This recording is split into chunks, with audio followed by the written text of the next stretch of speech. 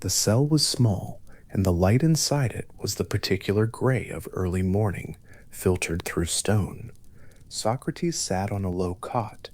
Around him, arranged in the careful stillness of people who have agreed, without speaking about it, not to weep yet, were the men who had spent the most years in his company, Crito, who had known him longest, Phaedo, who would remember this day in specific detail for the rest of his life, Simmias and Cebes, who had come from Thebes for no other reason than to be present at the end of something they could not name. The friends were quiet. Socrates was asking questions. This is how Plato reports it, and Plato was not there. The ancient sources note his absence without explaining it. Illness, some say, though this may be a later convenience, a way of accounting for the gap.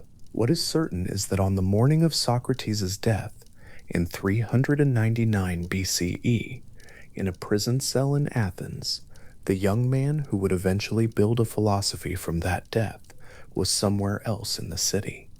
He was perhaps 28 years old.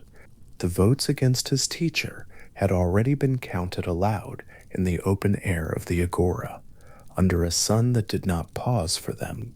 The charge had been impiety and the corruption of Athenian youth. The jury of 500 citizens had found him guilty. A narrower majority had chosen death over exile. And then there had been the weeks of waiting, because an Athenian religious custom forbade executions while a sacred ship was at sea on a mission to Delos. And that year the ship had been delayed, and so Socrates had spent several more weeks in the prison, receiving visitors, talking, continuing in the only way he had ever known how to continue. The hemlock waited. He asked questions. His friends arranged themselves and tried not to weep before the moment required it. Plato, standing somewhere outside all of this, was watching the end of something. He had been the kind of student for whom a teacher becomes, over time, a compass, not a source of answers exactly, but a bearing, a way of knowing which direction is which when the mind is working on something hard. Socrates had been this for him. The loss was not simple, but what Plato did with the loss in the decades that followed had the quality of work rather than grief, the sustained, almost architectural response of someone who had decided that what was destroyed had to be rebuilt differently and better, so that the next time a city met a philosopher in the middle of its marketplace, it might know what it was looking at. Athens, in the year 399 BCE, was a city that had, within the preceding decade, suffered more than most cities are asked to bear. The Peloponnesian War had ended in 404 BCE, with the defeat of Athens by Sparta. 27 years of war that had consumed a generation of young men, depleted the treasury, hollowed out the old confidence of the city that had once called itself the school of Greece. In the wreckage of that defeat, a group of oligarchs backed by Sparta had seized control of the government and ruled for 8 months as the 30 tyrants, a period of arbitrary executions and the seizure of property that left several thousand Athenians dead. Democracy had been restored in 403 BCE, but the restoration was accompanied by the particular unease of a city that had learned something about itself it would have preferred not to know. It was this restored democracy, the civic body still working out what it believed about itself, that tried and executed Socrates. The irony was not lost on Plato. The democracy that had positioned itself as the corrective to tyranny had done, in formal legal procedure, what the tyrants had done by violence. It had removed a man whose questions it found inconvenient. The charges were stated in religious and civic language, but the political motivation, the desire to silence someone who had spent decades publicly exposing the contradictions of powerful men, was not hidden well enough to escape notice. Plato noticed. The noticing went deep. He had grown up with political ambition, as most young men of his social class did. His family had connections on both sides of Athens's recent political divisions, relatives who had served among the 30, relatives who had opposed them. The idea that philosophy and politics should eventually come together, that the good city should also be the thinking city, was not an abstraction for Plato. It was the hope of his youth, and it was a hope that Athens, on the day it counted the votes against Socrates, had done something very specific and irreversible to. What Athens had done was teach him to look elsewhere. The elsewhere Plato looked was for a time Sicily. He made 3 voyages to Syracuse, the great Greek city on the eastern coast of the island, over the course of his mature life, and each voyage followed from the same conviction and ended in the same failure. The conviction was the one he would eventually articulate in what is known as the 7th letter, a document widely accepted as genuinely Plato's own words, in which he recorded his reasoning with a clarity that suggests long familiarity with the argument. Justice in the state would never be achieved until philosophers became kings, or kings became genuine philosophers. One or the other. The letter is not triumphant in its statement of this principle.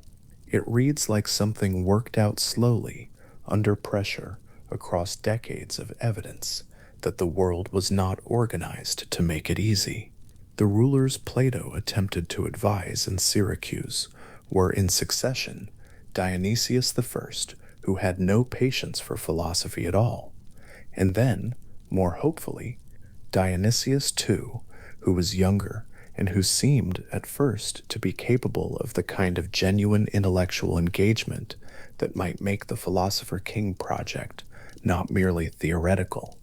It was not so. Dionysius II was interested in philosophy, the way people are sometimes interested in the idea of philosophy, as a prestige, a decoration, a thing to be associated with, rather than practiced. The distinction between these two kinds of interest was one Plato had thought about at length, and recognizing it in the court at Syracuse, must have had the particular flatness of confirmation without satisfaction. The third departure from Syracuse, the ship crossing the blue water of the Mediterranean, the Sicilian coastline becoming a line and then a memory on the horizon, had the quality of an ending. Plato was carrying the failure back with him, but he was carrying it towards something. The Republic, the long dialogue in which the allegory of the sun would eventually appear, was in some sense the thing those 3 failures made possible. Not the argument for philosopher kings as an abstraction, but the full examination of why justice in the soul and justice in the city had to be grounded in something deeper than law, deeper than convention, deeper than the democratic will of 500 voting citizens in the open air of the agora, something that stood independently of who was counting the votes. The Republic begins at a party. This is worth pausing on. Not in a library, not in a court, not in a temple, at a party, in the evening, in the house of an old man named Cephalus, in the Piraeus, the commercial port district of Athens. The Piraeus was not the elegant part of the city. It was where goods arrived and were traded, where foreigners came and conducted business and sometimes stayed, where the machinery of commerce ran with the specific ethical looseness of a place where transactions matter more than identities. It was also, in Plato's time, a place associated with the more democratic elements of Athenian political life, the sailors and merchants and craftsmen who made up the naval power of the city, and who had, over the preceding century, been among the strongest voices for democratic governance. Plato chose this setting. He chose it on the evening of a festival for Bendis, a Thracian goddess whose worship had recently been imported to Athens, foreign religion in the port city, the most cosmopolitan possible occasion, the city at its most mixed and permeable. Old Cephalus receives his guests and speaks with them about old age and the pleasures of philosophy in later life. And then, With the courteous practicality of an old man who has religious duties, he excuses himself to make a sacrifice and leaves the others to their conversation. The conversation turns to justice. The harbor is audible outside. Festival torches burn somewhere nearby. The guests in the courtyard begin the long work of asking what justice actually is. The choice of this setting was not decorative. Plato was placing his dialogue about the ideal city inside the most unideal environment he could find, the place where democracy was loudest, where commerce made its accommodations with principle, where the foreign and the familiar mingled in the particular way of port towns everywhere. The conversation about what genuine justice would require was being held among the smells of harbor water and cooking fires and festival smoke. This was deliberate. The question of justice, Plato was suggesting from the very first page, was not a question for comfortable abstraction. It arose here, in this light, among these people, in a city that had recently done something very wrong and called it law. The Plato who constructed this scene had by then lived through the trial of Socrates, watched the 30 tyrants and their restoration, made 3 voyages to Syracuse, and founded the Academy. The founding of the Academy is usually dated to around 387 BCE, and it placed Plato in a grove outside the walls of Athens, sacred to the hero Academus, a stretch of land with olive trees and paths, and the particular quality of places that have been considered sacred for long enough that the quality seems to inhere in the ground rather than the belief. He was in his late 30s or early 40s. He had stopped traveling. He had decided to plant something. What he planted was not immediately a school in the sense we would recognize, not buildings and a formal curriculum and a graduation ceremony. It was more like a sustained practice, a place where people came to think together, where philosophy was pursued, not in the moments snatched from the margins of a political career, but as the central activity of a life deliberately organized around it. The Academy would become, in retrospect, the first institution of sustained philosophical inquiry in the Western world, the template for the university, the research institute, the place where thinking is the work. But on the morning it was founded, it was only a grove and a decision and a man who had been traveling long enough to understand what it meant to stop. The grove would last, in various forms, for nearly 900 years. Plato could not have known this. He knew only that the questions Socrates had spent his life asking, what is justice? What is knowledge? What is the good for a human being? What is the good city? Did not have answers that could be found quickly or alone, and that if there was to be any hope for the philosopher in politics, it began with philosophy, with the patient work of understanding before the attempting to govern.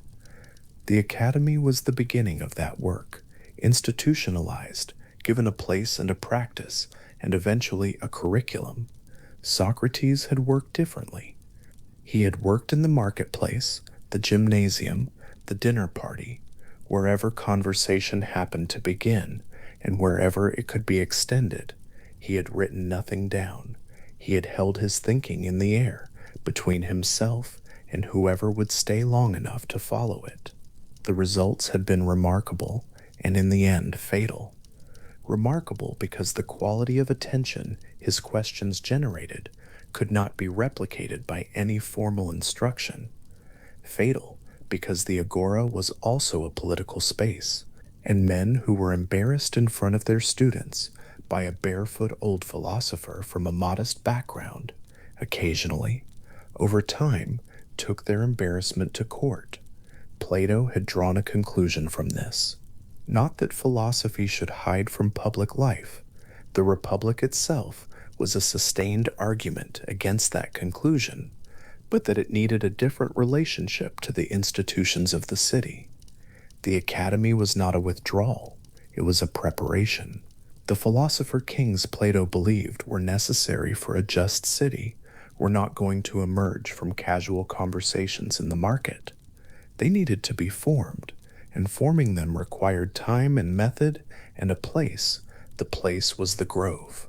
On a morning in the late 380 BCE, walking among olive trees that made their particular silver and green movement in whatever wind was coming in from the sea, with the sound of Athens audible over the walls, and the city's life carrying on in all its democratic noise and commercial transaction and occasional injustice. On that morning, Plato stopped somewhere in the middle of the grove, and the academy began to exist. Not yet a curriculum, not yet the long list of mathematicians and philosophers and astronomers who would pass through it over the centuries that followed. Just a man, a decision, and a grove of trees. It is worth spending a moment with what that morning held. Athens had executed his teacher. His 3 attempts to bring philosophy into political power had failed. The city in which he lived, and which he had no intention of leaving, was a democracy he distrusted structurally, not because of personal grievance, but because of what he had come to understand about what democracy required. The ability to persuade the majority, which was not the same ability as the ability to be right, and which could turn, under the right conditions, against the very questioning that might have made the democracy genuinely good. He had all of this with him in the grove, and yet the founding was not a bitter act. The 7th letter, looking back on these years with the perspective of old age, is not a document of bitterness. It is the document of someone who had moved from grief to a long engagement with an idea, the idea that there was something worth understanding about the nature of knowledge, about the nature of the good, about the relationship between the ordered soul and the ordered city, and that understanding this was worth a life. The academy was the commitment, made in a grove, to that worth. The olive trees were old. In Athens, olive trees are often very old. They live for centuries, their trunks thickening into shapes that look like argument, their leaves making their two-toned movement in the light. The grove of Academus had likely been growing since before Plato was born, and would be growing long after he died. This is the kind of place where it feels natural to plant things, where duration seems already present in the ground, where the act of beginning a long inquiry has the quiet support of everything around it that has already been long. The question of what justice is had been in the air of Athens since before the 30 tyrants, and before the Peloponnesian War, and before Socrates had stood in the agora and begun embarrassing generals and politicians by asking them to define the virtues they publicly embodied. It was an old question in a city that had never fully answered it, being asked now by a man who had decided to stop moving and stay in one place and ask it for as long as it took. The academy would outlast its founder by centuries. The question would outlast the academy. But on the morning, the grove became a school. None of that duration was yet visible. There was only the quality of the light through the olive leaves, and the sound of Athens over the wall, and the specific stillness of a decision made after a long time of knowing it had to be made. Plato was not old yet. He was in the middle of his life, shaped by his losses and his failures, and the particular sharpness of mind that follows from having thought hard about the same cluster of questions for long enough that they begin to reveal their structure. He had questions that had been building for years. He had a place to ask them. The questions themselves, about justice, about knowledge, about the nature of the good, about the relationship between the soul and the city, about what would have to be true for anything to be truly knowable, were not yet answers. They would not become answers in any simple sense. What they would become in the years and decades of work ahead was increasingly well-formed questions and eventually analogies reaching toward what direct statement could not carry, and eventually, in the dense middle section of a long dialogue set in the house of a merchant in the Piraeus on the evening of a foreign festival, a description of the sun. The description of the sun was not about the sun. It was about something the sun could point toward, something Plato had been moving toward through the full arc of everything that had happened before the Grove, before the Academy, before the Republic, before the dialogue that contained the dialogue that contained the allegory. Something that had to do with what it would mean to know, genuinely, rather than merely to believe, and what would have to exist in order for genuine knowing to be possible. The sun was an approach, a way in, a thing that could be said because the thing being pointed at could not be said directly. The friends who sat with Socrates in the final morning of his life, in the low gray light of a stone cell, watching him ask questions about whether death was to be feared, were watching something they did not fully have language for yet. The language would come later. It would be built, slowly, in the grove. Fiedo, who was there, and who remembered every detail, would eventually report what happened in that room in a dialogue named for him, and the dialogue would be part of the canon that Plato assembled, the preservation of Socrates' thought in the only form that now remained available to it, the written word, the made thing, the object that could be copied and carried and put down on a surface in a room very different from the one where the original thinking happened. Plato was not in the room. He was somewhere in the city, under the same sun that shone indifferently over the agora where the votes had been counted, over the harbor where Cephalus would eventually host the conversation about justice, over the grove of Academus where the academy would eventually be. The sun was already doing what it always did, providing the condition under which everything visible became visible, without calling attention to itself, without requiring acknowledgement. The light so present, it was almost not noticed.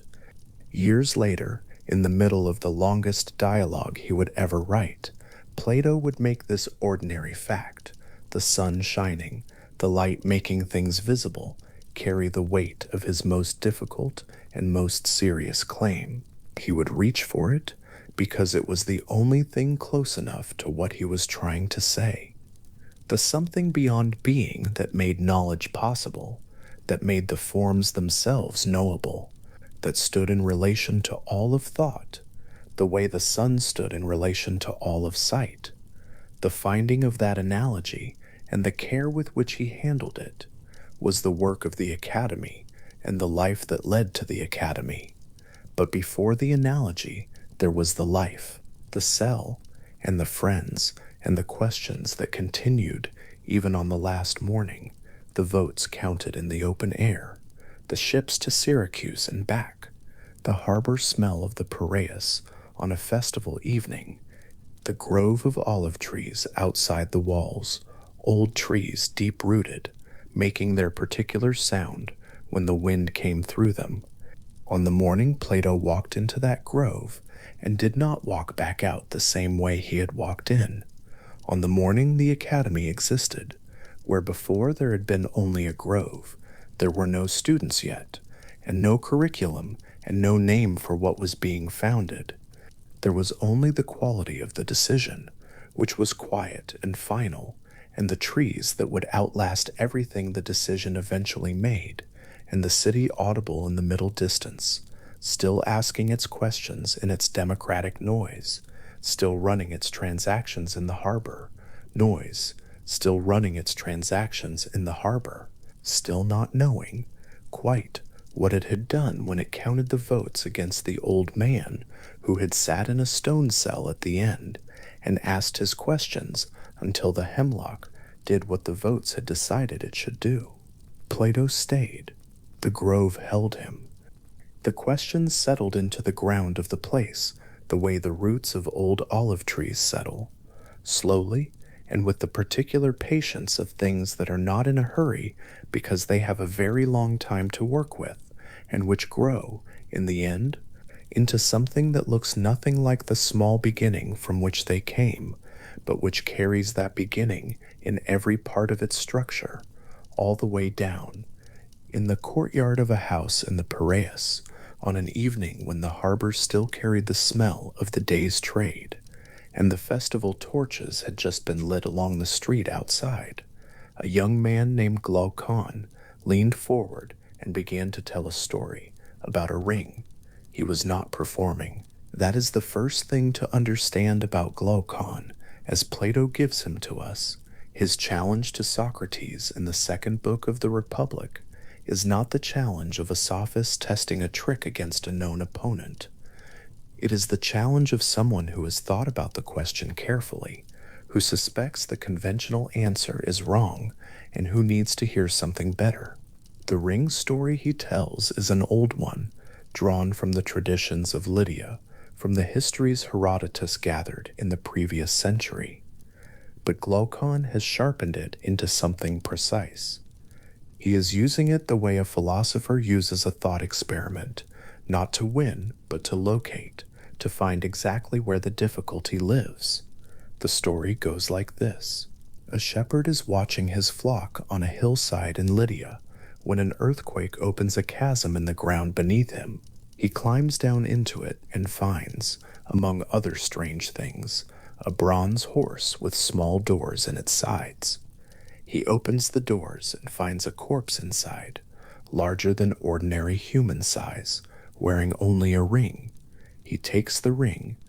Later, sitting with the other shepherds and turning it on his finger, he discovers that when the ring's collet is turned inward, toward the palm, he becomes invisible. He can hear voices and see everything around him, but no one can see him. When he turns the collet outward, he returns to visibility. He goes to the capital, works his way into the palace, seduces the queen, kills the king, and takes the kingdom. Glaucon tells this story to Socrates, and then makes his point with the directness of someone who has earned the right to it. Suppose, he says, there were two such rings, one given to a just person, one given to an unjust person. What reason would the just person have, under those conditions, to behave any differently from the unjust one? Remove the consequences. Remove the praise of neighbors and the fear of punishment and the reputation one must maintain in a city where other people are watching. Remove every external reason for behaving well. And then ask the question again, is there anything left? The question matters because the comfortable answer is no. Most people who live ordinary lives behave justly because they have learned to associate justice with safety and approval and the social rewards that come from being trusted. Glaucon wants to know if there is anything beneath those associations. He suspects or hopes that there is, but he needs to hear the argument. He is, as Plato presents him throughout the dialogue, genuinely asking, which is a different thing from merely arguing.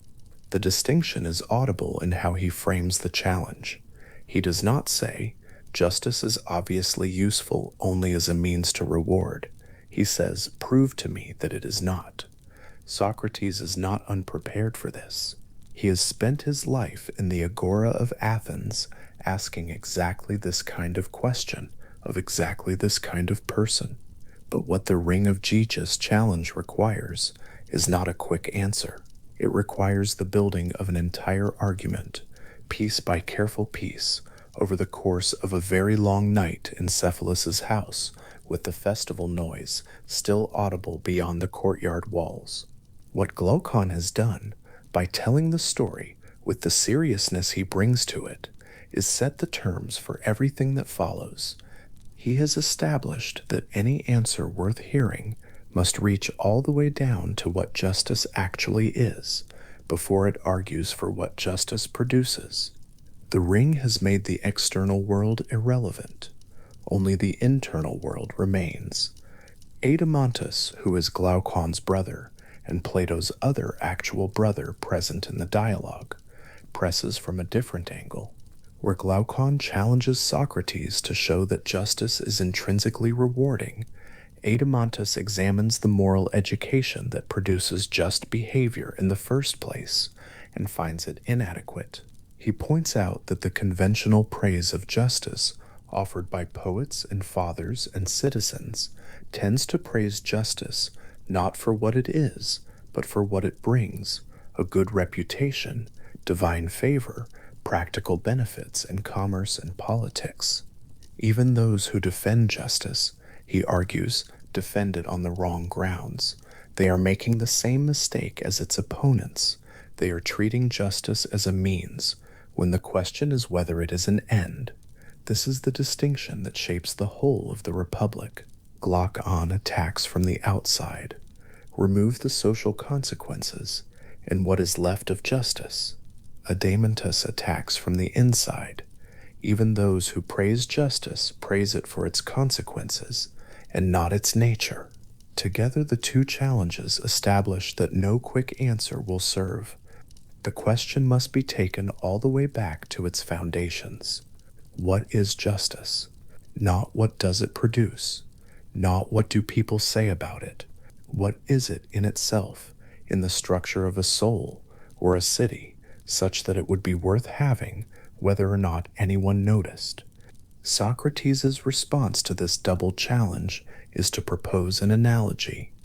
If we are trying to read letters that are written too small, he says, and someone tells us that the same letters appear larger on a distant wall, we would read them there first, and then check whether the small ones match. Justice in the individual soul may be difficult to see directly, but suppose justice appears writ large in the structure of a whole city. Suppose we can see it more clearly at that scale, and then apply what we have learned to the smaller inscription in the soul. This is the move that generates the Republic's central argument.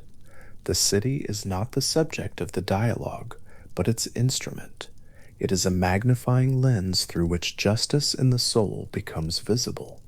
The city Socrates and Glaucon and Adeimantus build in conversation across the next several books is not a city that could be founded on any actual terrain, as Socrates acknowledges. It is a city in speech, an argument in the form of an institution, each part of it determined by the question of what justice, properly understood, requires. The first version of it is very simple. A small community of farmers and craftsmen, each doing the work they are best suited for, trading with one another for what they need, living moderately and without ambition. Glaucon objects that this is a city of pigs. He wants couches and relishes and the other signs of a civilization more recognizable to an Athenian of his class. So the city grows, and with growth comes the need for a class of people who defend it, and with that need comes the question of how to produce human beings who are genuinely equipped to perform that function. The guardians of Plato's city are its most carefully considered feature. They must be both fierce and gentle, as hard as iron against external enemies, and as gentle as family members to their own citizens.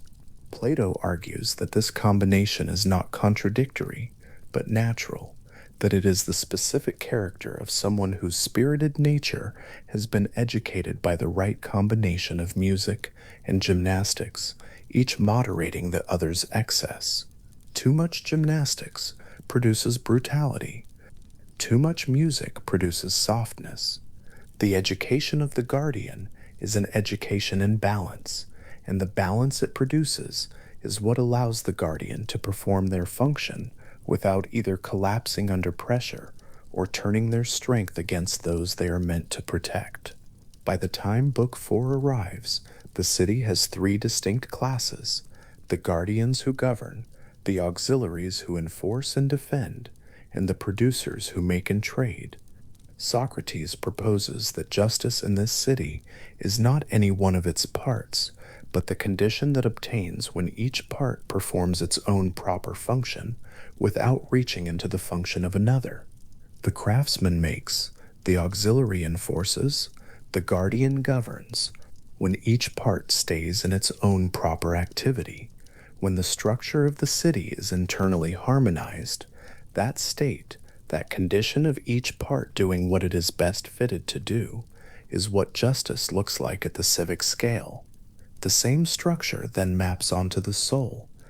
There are three parts to the soul in Plato's account: reason, which apprehends truth and seeks the good of the whole person; spirit, which enforces reason's commands and provides the courage to do what reason identifies as right; and appetite, which seeks pleasure and the satisfaction of bodily needs and is capable of any amount of expansion, if not constrained. Justice in the soul is the condition in which reason governs, spirit enforces reason's governance, and appetite is satisfied within the limits reason sets. Injustice in the soul is what happens when appetite or spirit takes the governing role, when a person is ruled by the desire for pleasure or the desire for honor, rather than by the faculty capable of apprehending what is actually good. This account of justice, structural, functional, a matter of internal harmony rather than any specific action or rule, is where the Republic arrives by the end of its fourth book. It is a genuinely interesting answer to Glaucon's challenge. The just person on this account is just not because of what justice brings, but because of what they are. A soul in which reason governs is a soul that functions well, that lives with an internal coherence that injustice always disturbs. The ring of Gyges would make no difference to such a person, not because they lack opportunity, but because the opportunity to act unjustly would be felt by them as an invitation to disorder, an invitation to let appetite or ambition take a role that is not theirs to take. But Socrates does not stay at Book 4. He cannot, because the argument for why reason should govern, the argument that reason's governance is justice, and justice is intrinsically good, depends on reason actually being able to apprehend something worth governing toward. If reason is merely another appetite, merely the desire to know rather than the desire to eat or dominate, then its claim to governance is no stronger than appetite's claim. The whole account depends on reason having a proper object, something it is uniquely fitted to apprehend, something that makes its governance genuinely better for the soul, and not merely different. This is the philosophical pressure that builds through Books 5 and 6 of the Republic. The argument for justice has been made, but it has been made on an assumption that has not yet been examined. The assumption that reason has access to something real, that knowledge, as opposed to opinion, is possible, that the soul oriented toward truth is oriented toward something that actually holds still long enough to be oriented toward. Without that assumption, the whole argument floats. The just soul is the rational soul, and the rational soul is the one that seeks truth. But what is truth? What are the objects of genuine knowledge, as opposed to the objects of opinion that shift and seem and present themselves differently depending on the angle and the hour? Books V and 6 are where Socrates begins to answer that question, and the answer takes a form that neither Glaucon nor Adimantus has been expecting. Socrates starts by distinguishing with unusual care between knowledge and opinion. Knowledge, he argues, must have a specific character. It must be directed at something that fully and stably is, something that does not sometimes seem just, and sometimes seem unjust, sometimes seem beautiful, and sometimes seem ugly, sometimes seem large, and sometimes seem small, depending on comparison. If the objects of knowledge shifted and qualified and contradicted themselves the way perceptible things do, knowledge would be impossible. Knowledge must rest on something that genuinely and completely is. Opinion, by contrast, occupies a middle ground, directed at things that both are and are not in some fully determinate sense, that hover between being and not being, that offer only partial and temporary purchase to the mind that reaches for them. This distinction is not yet the allegory of the sun. It is the ground being prepared for it. Socrates is establishing that there must be a category of entities that are fully real, fully and permanently what they are, if knowledge is to be distinguished from opinion at all. He calls these entities forms, but he has not yet said what makes them knowable, or what enables the soul to orient itself toward them, or what plays in the intelligible realm of the forms, the role that something plays in the visible realm to make seeing possible.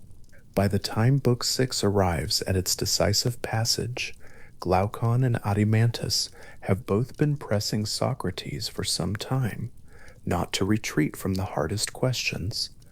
The section of the dialogue where philosophers are declared the only proper rulers of the just city has already generated considerable resistance. Both brothers know that the argument is becoming strange, that it is reaching into territory that requires something more than the political and psychological vocabulary they have been using. Glaucon, in particular, wants to know what the form of the good is. He has been told that the philosopher-ruler must have knowledge of the good, that without that knowledge no one is fit to govern, that justice and beauty and all the other things philosophy seeks only fully make sense in relation to the good. He wants to know what this good is. Socrates pauses.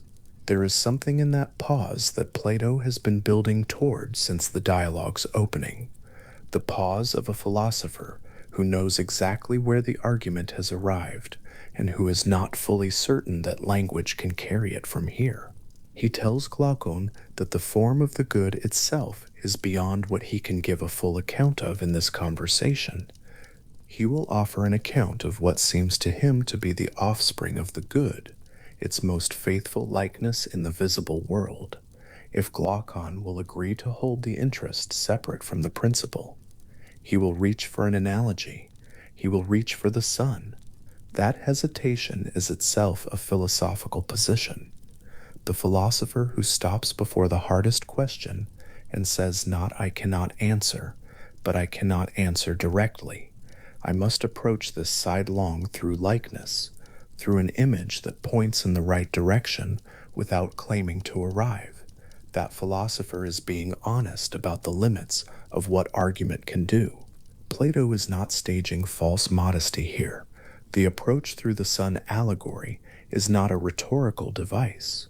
It is a recognition that the form of the good, as Socrates is about to describe it, exceeds the capacity of ordinary discourse to contain, and that the only honest way to gesture toward it is through an analogy that acknowledges its own incompleteness. Glaucon leans forward as he has been leaning forward all evening.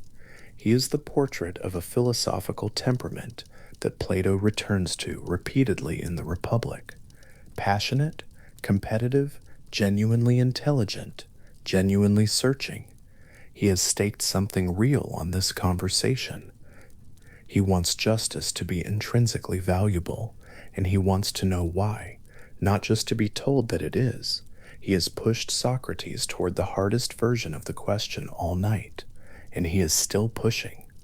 When he accepts the offer of the sun's offspring rather than the good itself, the acceptance is genuine. He understands that Socrates is reaching as far as the argument can honestly reach, and he will take what can be given. The dialogue at this point has a specific quality that Plato gives to his most serious philosophical passages, a slowing of the dramatic action, a narrowing of the social world of the courtyard, until it is just Socrates and Glaucon in the space of the argument, the harbor and the festival no longer audible, the other guest dissolved into the background. The two brothers who have been pressing all evening are now simply the audience for a philosophical moment that requires the full attention that Glaucon's hunger has been building toward all night.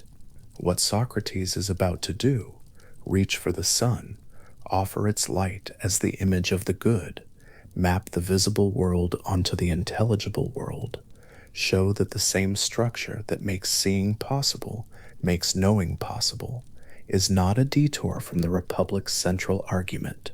It is the argument's deepest foundation. Justice in the soul requires reason to govern. Reason's governance requires that reason have proper objects. The proper objects of reason are the forms. The forms are knowable because of their relation to the good, which provides both their being and the condition of their knowability. Remove any step from that chain, and the whole argument for justice comes apart. The allegory of the sun is where Socrates reaches for the step that holds the chain together. It is where the political argument becomes a metaphysical argument, where the question of justice in the city opens into the question of what must exist for justice to be real, rather than merely agreed upon. The question Glaucon asked in the courtyard, is justice intrinsically good, turns out to require an answer that reaches all the way up to the structure of reality itself, to the question of what knowing is and what the world must contain for genuine knowing to be possible. There is something worth pausing on in the specific form the argument has taken by the time it arrives at this threshold. The Republic has moved across 6 books from a political question to a psychological question to an epistemological question to a metaphysical one. Each level of the argument has been necessary for the level below it. The political question, what is justice in a city, required the psychological question, what is justice in a soul? The psychological question required the epistemological question, what is the proper object of reason, the faculty whose governance constitutes justice in the soul? The epistemological question requires the metaphysical one, what must the world be like for there to be objects of the kind reason needs?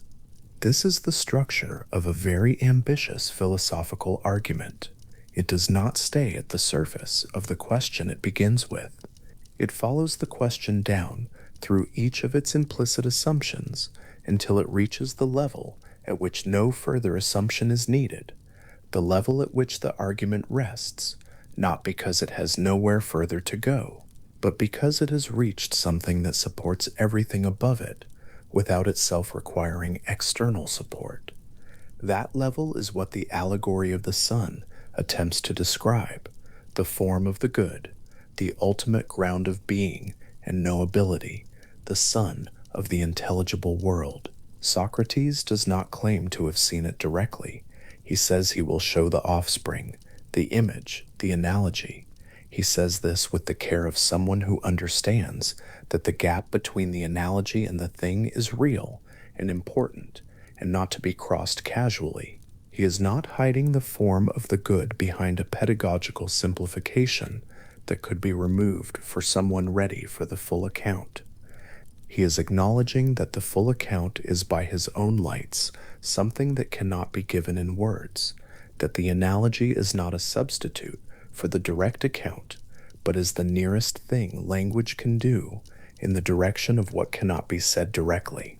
That acknowledgement, offered quietly in the courtyard of Cephalus's house in the Piraeus, with the evening coming on and the harbor still audible in the distance, is itself one of the most philosophically serious moments in the whole dialogue. A philosopher who claims to say more than can honestly be said is no longer doing philosophy. A philosopher who stops at the limit and says, here is what I can offer, knowing what it is and is not. That philosopher is still in the space of genuine inquiry, still following the argument rather than dressing it up. Glaucon and Adeimantus, who have been Socrates' companions all evening, who grew up in the same house and were brought by the same education to the same set of questions, are about to receive the argument that their evening's insistence has made possible. They asked for the hardest version of the answer. They refused to let Socrates retreat to the comfortable and the conventional. And now, at the threshold of Book Six's most demanding passage, Socrates reaches for the sun. Not yet the sun, the reaching, the posture of approach, the philosopher's hand extended toward the analogy, aware that analogy is all that is available here, aware that the analogy will do real philosophical work. Even so, the form of the good cannot be named and contained. It can be approached. It can be circled. It can be pointed toward, the way one points toward a very bright thing without looking at it directly, indicating its position from the quality of the light it casts on everything around it. In the courtyard, the festival torches are burning. The harbor sounds have not stopped. Old Cephalus left some time ago to make his sacrifice, and his son Polemarchus and the others have been half present, half listening, gathered at the edges of a conversation that has long since outrun the social occasion that began it. The evening has taken on the quality that certain conversations take on when they have followed themselves into territory no one expected. A slight stillness, a narrowing of attention, the social world receding as the philosophical one expands. Glaucon waits. He has been pressing all evening for the good itself, for the foundation of the whole argument, for the thing that would finally close the gap between justice as a useful reputation and justice as an intrinsic feature of the well-ordered soul. He has been told he will receive the offspring instead, the sun, the visible image of the invisible ground. He accepts this. He leans forward in the particular posture Plato gives him throughout the dialogue, the posture of someone who is genuinely attending, whose attention is not performance but need.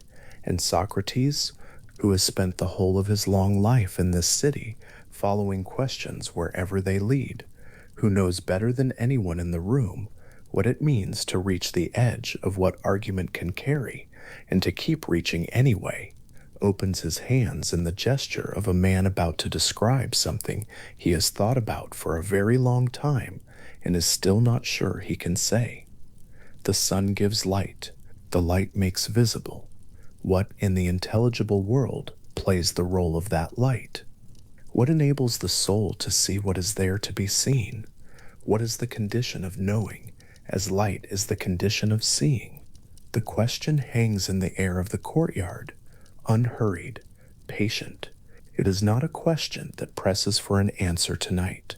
It is a question that has been pressing for the whole of the dialogue, from Glaucon's ring story in the early books to this moment at the threshold of the Allegory, and it will press further still into the night, as Socrates finds, in the image of the sun and the light it pours without diminishment over everything the eye can reach, the nearest thing to language that the good can be given.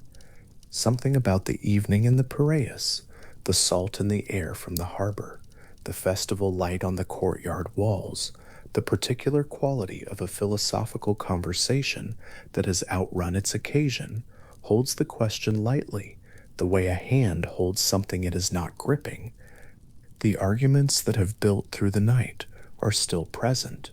The city in speech is still standing, with its three parts in their proper relationship, reason in its proper place. The soul has been mapped, and its justice described. The case for justice as intrinsic good has been assembled, piece by careful piece, over the course of an evening that the participants will not easily forget. And now, at the edge of what the argument has built, at the place where the political and psychological vocabulary has carried the dialogue as far as it can carry it, Socrates reaches for the image that will carry it one step further. Not all the way. Plato is too careful for that. Not to the form of the good itself, which remains by Socrates' own admission beyond what this conversation can hold, but to the sun, to the light between the eye and its object. to the specific structure of a relationship among the source of light, the eye that receives it, and the world it makes visible, that mirrors, in the visible realm, the relationship the form of the good sustains in the realm the mind alone can reach. The allegory is not yet spoken. Socrates is still in the posture of approach. The form of the good is still above the argument, as it will be at the end of the allegory, and at the end of the whole dialogue, not grasped, not contained, but present in the quality of the light it casts on everything the argument has made visible. The courtyard is quiet. The harbor is still there, audible beyond the walls, carrying the ordinary commerce of an ordinary evening in Athens. And the oldest question the Republic knows, what is the good, and what must the world be like for there to be such a thing, is still open, patient as the night, waiting without urgency for what language can honestly bring to it. Socrates is pausing before he says the next thing. Glaucon has been pressing him all evening, as Glaucon does, with the specific urgency of a young man who suspects the truth is close and wants it now.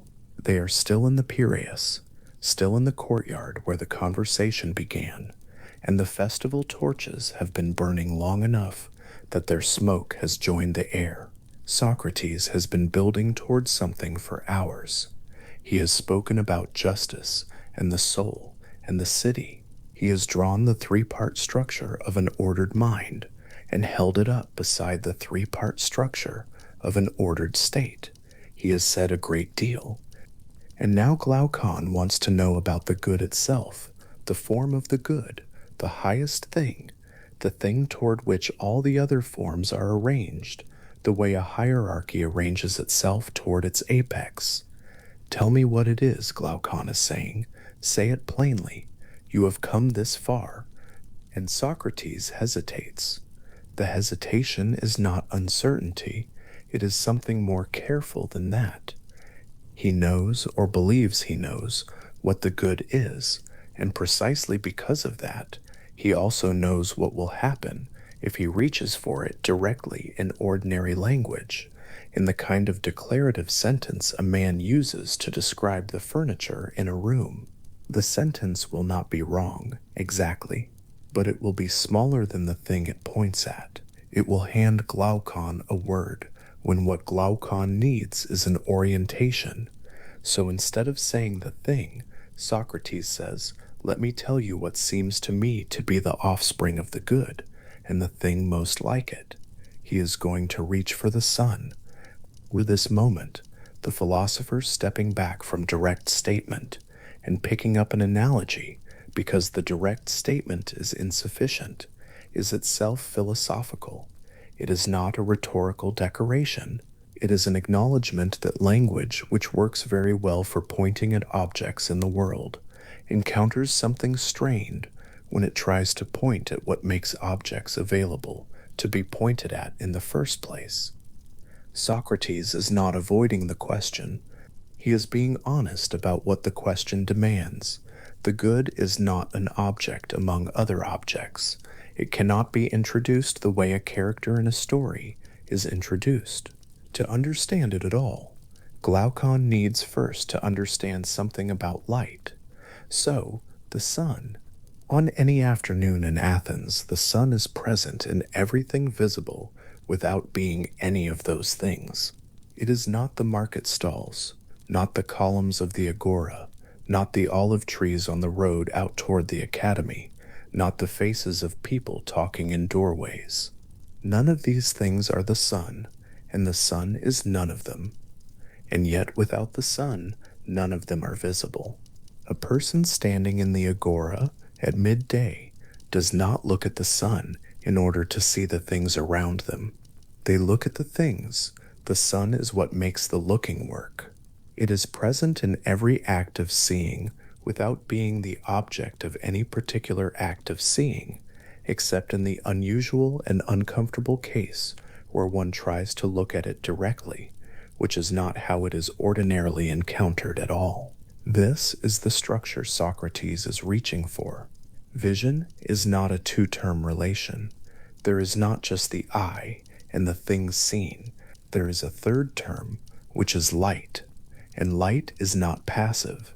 It is not merely a medium that the eye passes through on its way to objects, like walking through an open door. Light actively completes the relationship.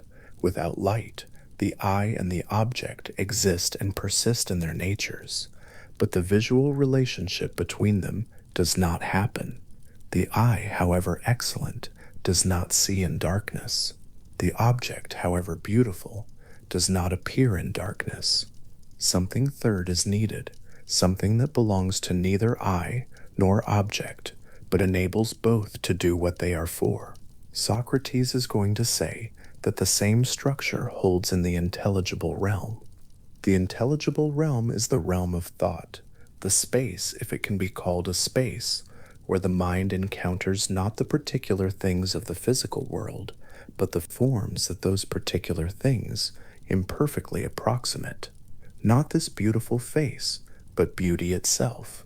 Not this just action, not this just person, not this just city, but justice as such, the form, the thing that particular just actions and persons and cities are just by virtue of participating in.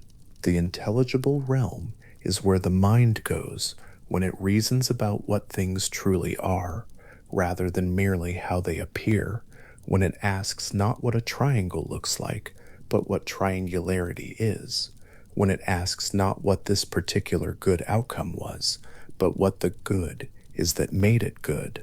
And in this realm, Socrates is saying there is a structure exactly parallel to the structure of vision. There is the knowing mind, the equivalent of the eye. There are the forms, the equivalents of the visible objects. And there is a third term, something that enables the mind to actually know the forms, that makes the forms available to the mind, the way light makes objects available to the eye. That third term is the form of the good itself. Take a moment to let this settle, because it is asking something careful of the imagination. The form of the good is not one of the things the mind knows. It is what makes the knowing possible. It is not the conclusion of an argument, not a form among forms, not the highest item on a list. It is the condition under which the mind can encounter any form at all, the condition under which truth becomes available, the condition under which the objects of knowledge are present as objects of knowledge, rather than as a confusion or a blur. The good stands in relation to the entire intelligible realm as the sun stands in relation to the entire visible realm. It provides at once the conditions for knowability, the equivalent of light, and the conditions for being, the equivalent of whatever the sun provides to growing things, the cause of their existence and their character. And this is where Socrates says something that Glaucon receives with visible astonishment, an astonishment Plato takes care to record. He says, what the good provides to the objects of knowledge is not only their knowability, but their very existence. Their being and their truth are something they receive from the good, the way visible things receive their visibility from the sun. The forms do not merely become knowable in the light of the good. They are, in some sense, what they are because of the good, held in their natures by a relation to it that is the condition of their being, the kinds of things they are. Glaucon's astonishment is the right response. This is a large claim. Socrates has been building in epistemology, an account of knowledge and how it differs from opinion, and now he has folded a metaphysics into it, an account of being itself and what sustains it. The form of the good is doing two things at once that initially seem like they should be two different jobs. It is the source of knowability and the source of being. It is both the light by which the mind sees and the something that makes what it sees real. Let the architecture of this hold still for a moment. When the soul turns toward what is illuminated by truth and being, something happens in it. Its thinking sharpens.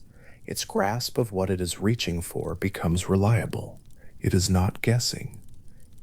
It is not forming impressions from limited angles and constructing something from the impressions. It knows, not in the way a person knows the name of a street, but in the way a mathematician, having followed a proof through every step, knows the theorem that the proof establishes, a knowing that is final in a certain sense, that cannot be undone by a counterexample from the physical world, that holds regardless of what any particular instance looks like. When the soul turns toward what comes into being and passes away, something else happens. Its thinking shifts and blurs. What it takes hold of keeps changing under its grip. Something that seemed fully what it was, fully beautiful, say, or fully just, turns out to be beautiful in some respects and not others, just from some angle and not from others, present in one moment and altered in the next. The mind cannot achieve the same kind of grip on these things that it achieves on forms, not because it is failing, not because it is insufficiently trained, but because the objects themselves are not the kind of thing that admits of that grip. They are genuinely in between things, between pure being and pure non-being, between the fully determinate and the fully indeterminate, somewhere in that middle range where the word is does not apply cleanly and without qualification. This is the distinction Plato is drawing between episteme and doxa, between knowledge and opinion. The distinction is not psychological. It is not about how confident one feels, not about whether one has checked one's sources or done sufficient research. It is structural. It is a description of what the mind is doing depending on where it is pointed toward forms, toward the stable and eternal objects of the intelligible realm. The mind achieves knowledge, a cognitive state that is reliable, permanent, clear, pointed toward the objects of the physical world. The mind achieves opinion, a cognitive state that can be accurate, can be refined, can be genuinely useful, but that will always carry within it the instability of its objects, the fact that the things it is about keep moving, keep changing, keep failing to be entirely and determinately what they appear to be. The sun is what decides which cognitive state is available to the mind at any given moment. Not the sun literally, the form of the good, the intelligible sun, the thing toward which the whole hierarchy of Plato's metaphysics is arranged, and from which it receives whatever it has of reality and truth. When the mind is oriented toward this, when it has followed philosophical education through its full arc and arrived at the place where the highest form is within reach, then the full cognitive brightness is available. And when it is oriented toward the other direction, toward the changeable and impermanent, the light dims accordingly, not as punishment, not as the failure of the mind, but as the natural consequence of what kind of thing the mind is pointed at. This is why Socrates, earlier in the dialogue, has been so careful about the education of the philosophical soul. The turning is the thing, not the addition of new information to a mind pointed in the wrong direction, but a genuine reorientation of the whole soul, a turning of the entire cognitive instrument toward the right object, and then a long, careful, gradual adjustment as the mind learns to bear more and more of the light it is now facing. A person who steps from a dark room into the full light of a midday street experiences something in that first moment that is not quite pain and not quite pleasure. The eyes have been calibrated for a certain level of light. They have been doing their work and doing it well in the conditions available. And then the conditions change radically, and there is a moment, sometimes a long moment, where the visual apparatus is encountering more than it was set for, and the world briefly becomes too present, too bright, too there. This is not a failure of the eyes. It is the correct response of a sensitive instrument to a sudden increase in what it is designed to receive. The adjustment when it comes is a recalibration upward, the eyes resetting to a higher level of light, a wider range, a more complete version of what they can do. Plato is describing philosophical education as exactly this experience, drawn out over years. The soul that has grown up surrounded by the ordinary world, by the changing things, the beautiful faces that age and alter, the just actions that can always be questioned from another angle, the political decisions that seem right and then reveal themselves as something else. The soul has calibrated itself to a certain level of light. It can navigate the visible world with skill. It can make judgments, form opinions, compare and weigh, and decide. These are not trivial capacities, but they have been developed in conditions of partial light.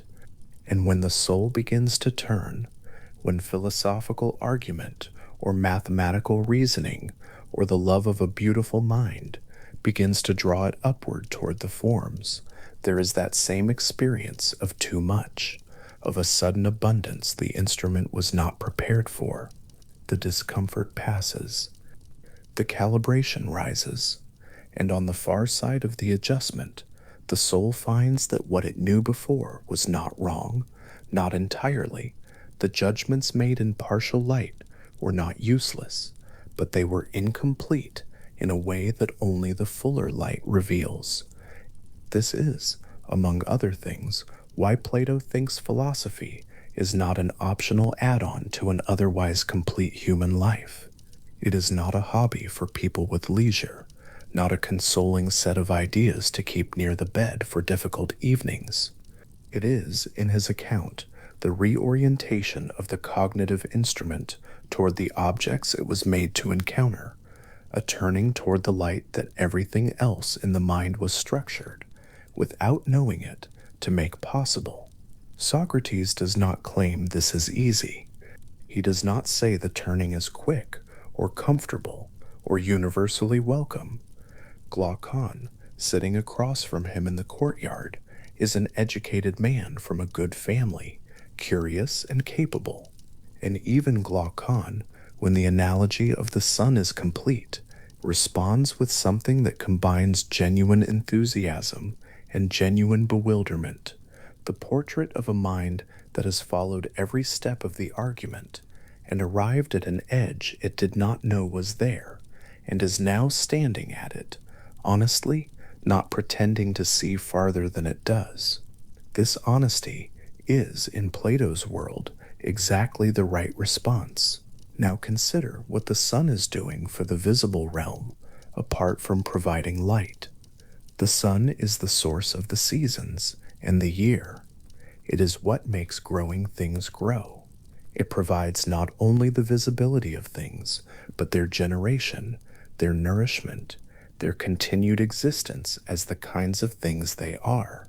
Without the sun, the visible world would persist in some formal sense. The atoms or elements or whatever one thinks the material world is made of would still be there, but nothing would grow, nothing would be sustained. The whole biological order of things would cease to function. The sun is at once the lamp that makes seeing possible, and the source from which the visible world draws whatever it has of vitality and being. Plato is saying, so the good is to the intelligible realm, not only the source of knowability, not only the condition under which the mind can encounter the forms, but the source from which the forms draw their being, their character, their status as real and determinate things, rather than possibilities or approximations. The form of beauty is beautiful without qualification. The form of justice is just without qualification. The form of equality is exactly equal, not approximately equal, not equal in most respects.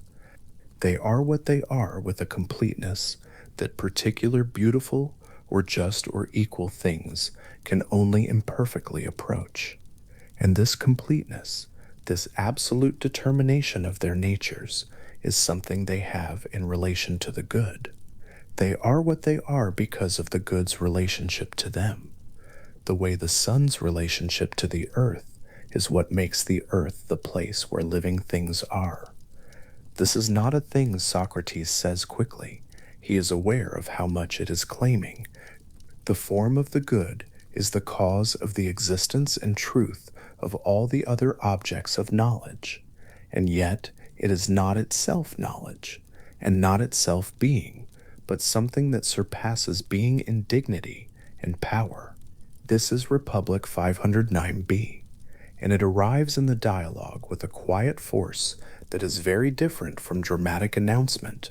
Socrates says it plainly, and then pauses, and in the pause Glaucon says, in Greek in Plato's text, something that translates approximately as, Apollo, what a transcendent preeminence, which is both a surprised exclamation and a philosophically accurate response. The form of the good exceeds being. It is, and here the Greek phrase is epikeina tes ousias, beyond being, beyond it in dignity and power. The sun does not belong to the things it illuminates. It is not one of the visible objects. It transcends the visible realm, while being the condition of everything in it. The form of the good does not belong to the forms it illuminates. It is not one of the objects of knowledge, even the highest. It is the condition of all of them, the source from which they receive whatever they have of reality and truth, and it surpasses them the way the sun surpasses the things it makes visible, not by being a larger or brighter version of them, but by being of a different order entirely. Here the language of philosophy encounters its limit, honestly. It is not that the good is beyond description, because it is mysterious, in the way fog is mysterious because one cannot see through it. It is beyond description in a more structural sense. Every description works by placing the thing described within a category, and the good is the condition of there being categories at all. Every claim of the form the good is X places the good within the domain of things that are X, and the good is the source from which Xness and every other form draws its being. There is something self-defeating about trying to capture it in a predicate. The predicate reaches for an object. The good is what makes objects available to be reached for. Socrates knows this.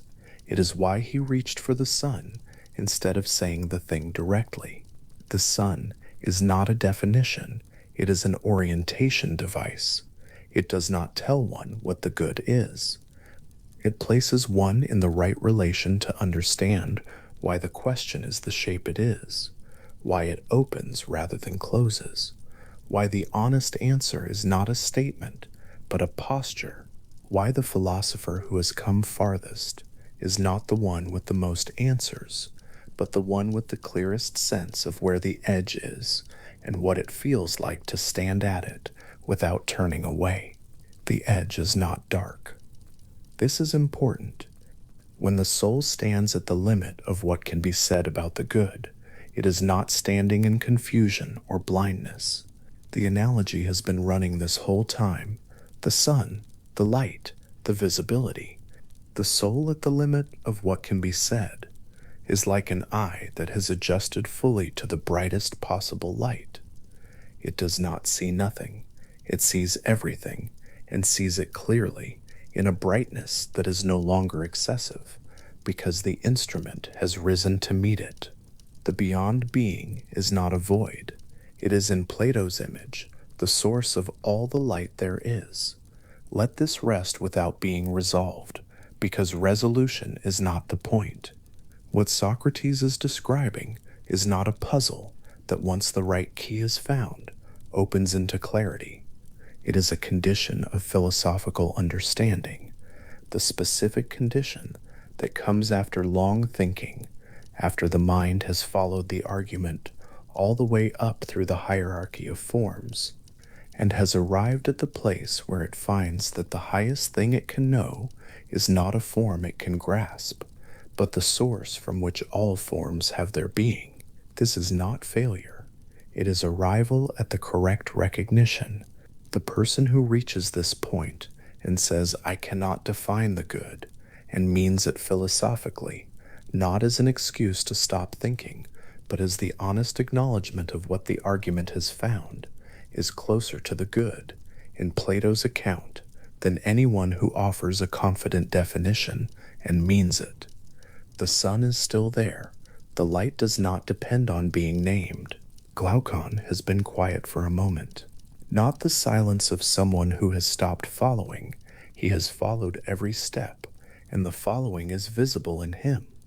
But the silence of someone who has been handed something larger than they expected, and is still deciding how to hold it.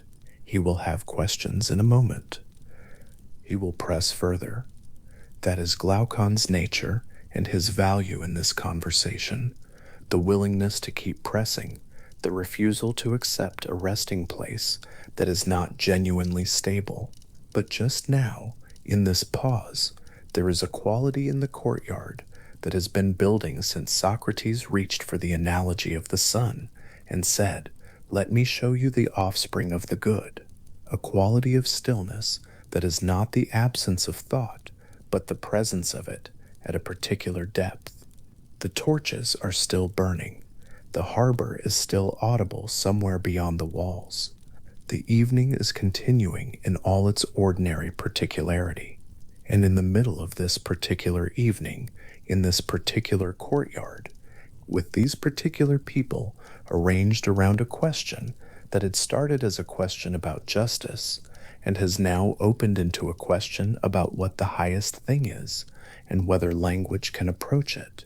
Something has arrived that is not an answer and is not an evasion, but is what philosophy finds when it follows an argument as far as it will honestly go.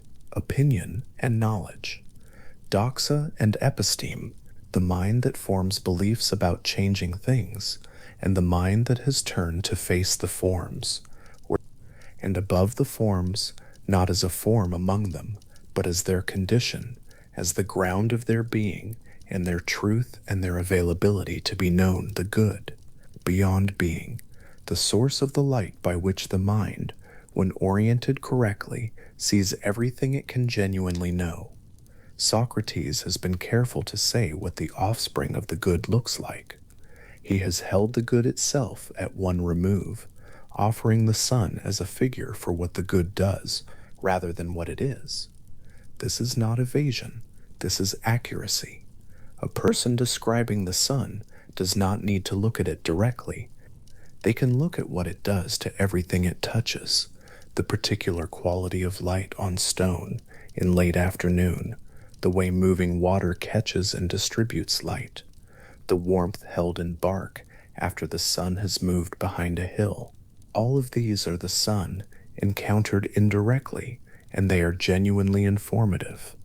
One can build a real understanding of what the sun is through what it does to things, even without looking at it directly, even without finding a sentence that captures it. The form of the good is encountered this way. It is met in the ordered beauty of a mathematical proof, where the conclusion follows with a completeness that feels like more than logic, like something has been shown to be true, in a way that is permanently settled, as if a piece of the structure of things has been made briefly visible. It is met in the recognition of justice, when an action or arrangement is just not because it seems so, from a convenient angle, but because it holds under examination from every angle, because the examination keeps returning, not with doubt, but with confirmation. It is met perhaps most readily in the experience of the form of beauty that the symposium describes, the moment when the ascent from particular beautiful things has gone far enough that what the mind is touching is no longer this or that beautiful thing, but something that makes all beautiful things beautiful, present to the mind, not as an object in view, but as the condition of the view itself. These encounters are not the good. They are the light of the good, falling on particular objects and making them visible. But they are sufficient. They are what Socrates is pointing at when he points at the sun.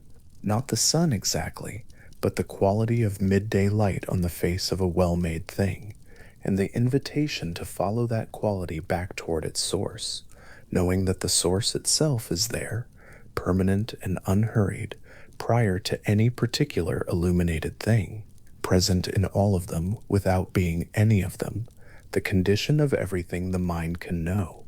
The question does not need to be answered tonight. This is, in its own way, the most important thing Socrates is saying in this passage. The form of the good is the highest object of philosophical inquiry. It is what a philosophical education is in the end pointed at. It is what the philosopher king is supposed to have seen, what gives them the right to govern, what makes their judgment trustworthy, in a way that merely popular or merely powerful judgment is not. It is the sun of the intelligible realm, the source of truth and being for everything that can be known, and it surpasses being itself. It is beyond the reach of ordinary predication. It is the place where honest philosophy arrives and finds that the inquiry is, in a certain sense, without a final answer, not because the question has been abandoned, but because the question has been followed to the point where what it reveals is a horizon, not a wall. A horizon is not a failure. It is the correct view from a great height. Glaucon is still there, in the courtyard, with the smells of the harbor and the festival both present in the air. Socrates has offered him the offspring of the good, and the offspring has turned out to be the sun itself, the structure of light and vision, carried into the intelligible realm and held there as a precise analogy for what the mind does when it knows, and what it requires to know, and what stands at the source of the requirement. Glaucon has followed it, his response part enthusiasm, part genuine astonishment.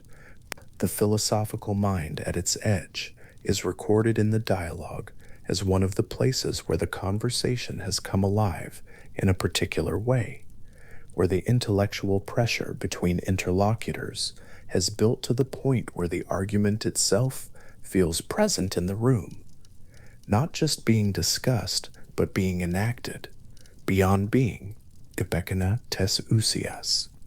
The phrase sits at the edge of what the dialogue has built, quietly, without drama, like a horizon that has always been there and is only now visible because the conversation has climbed high enough to see it.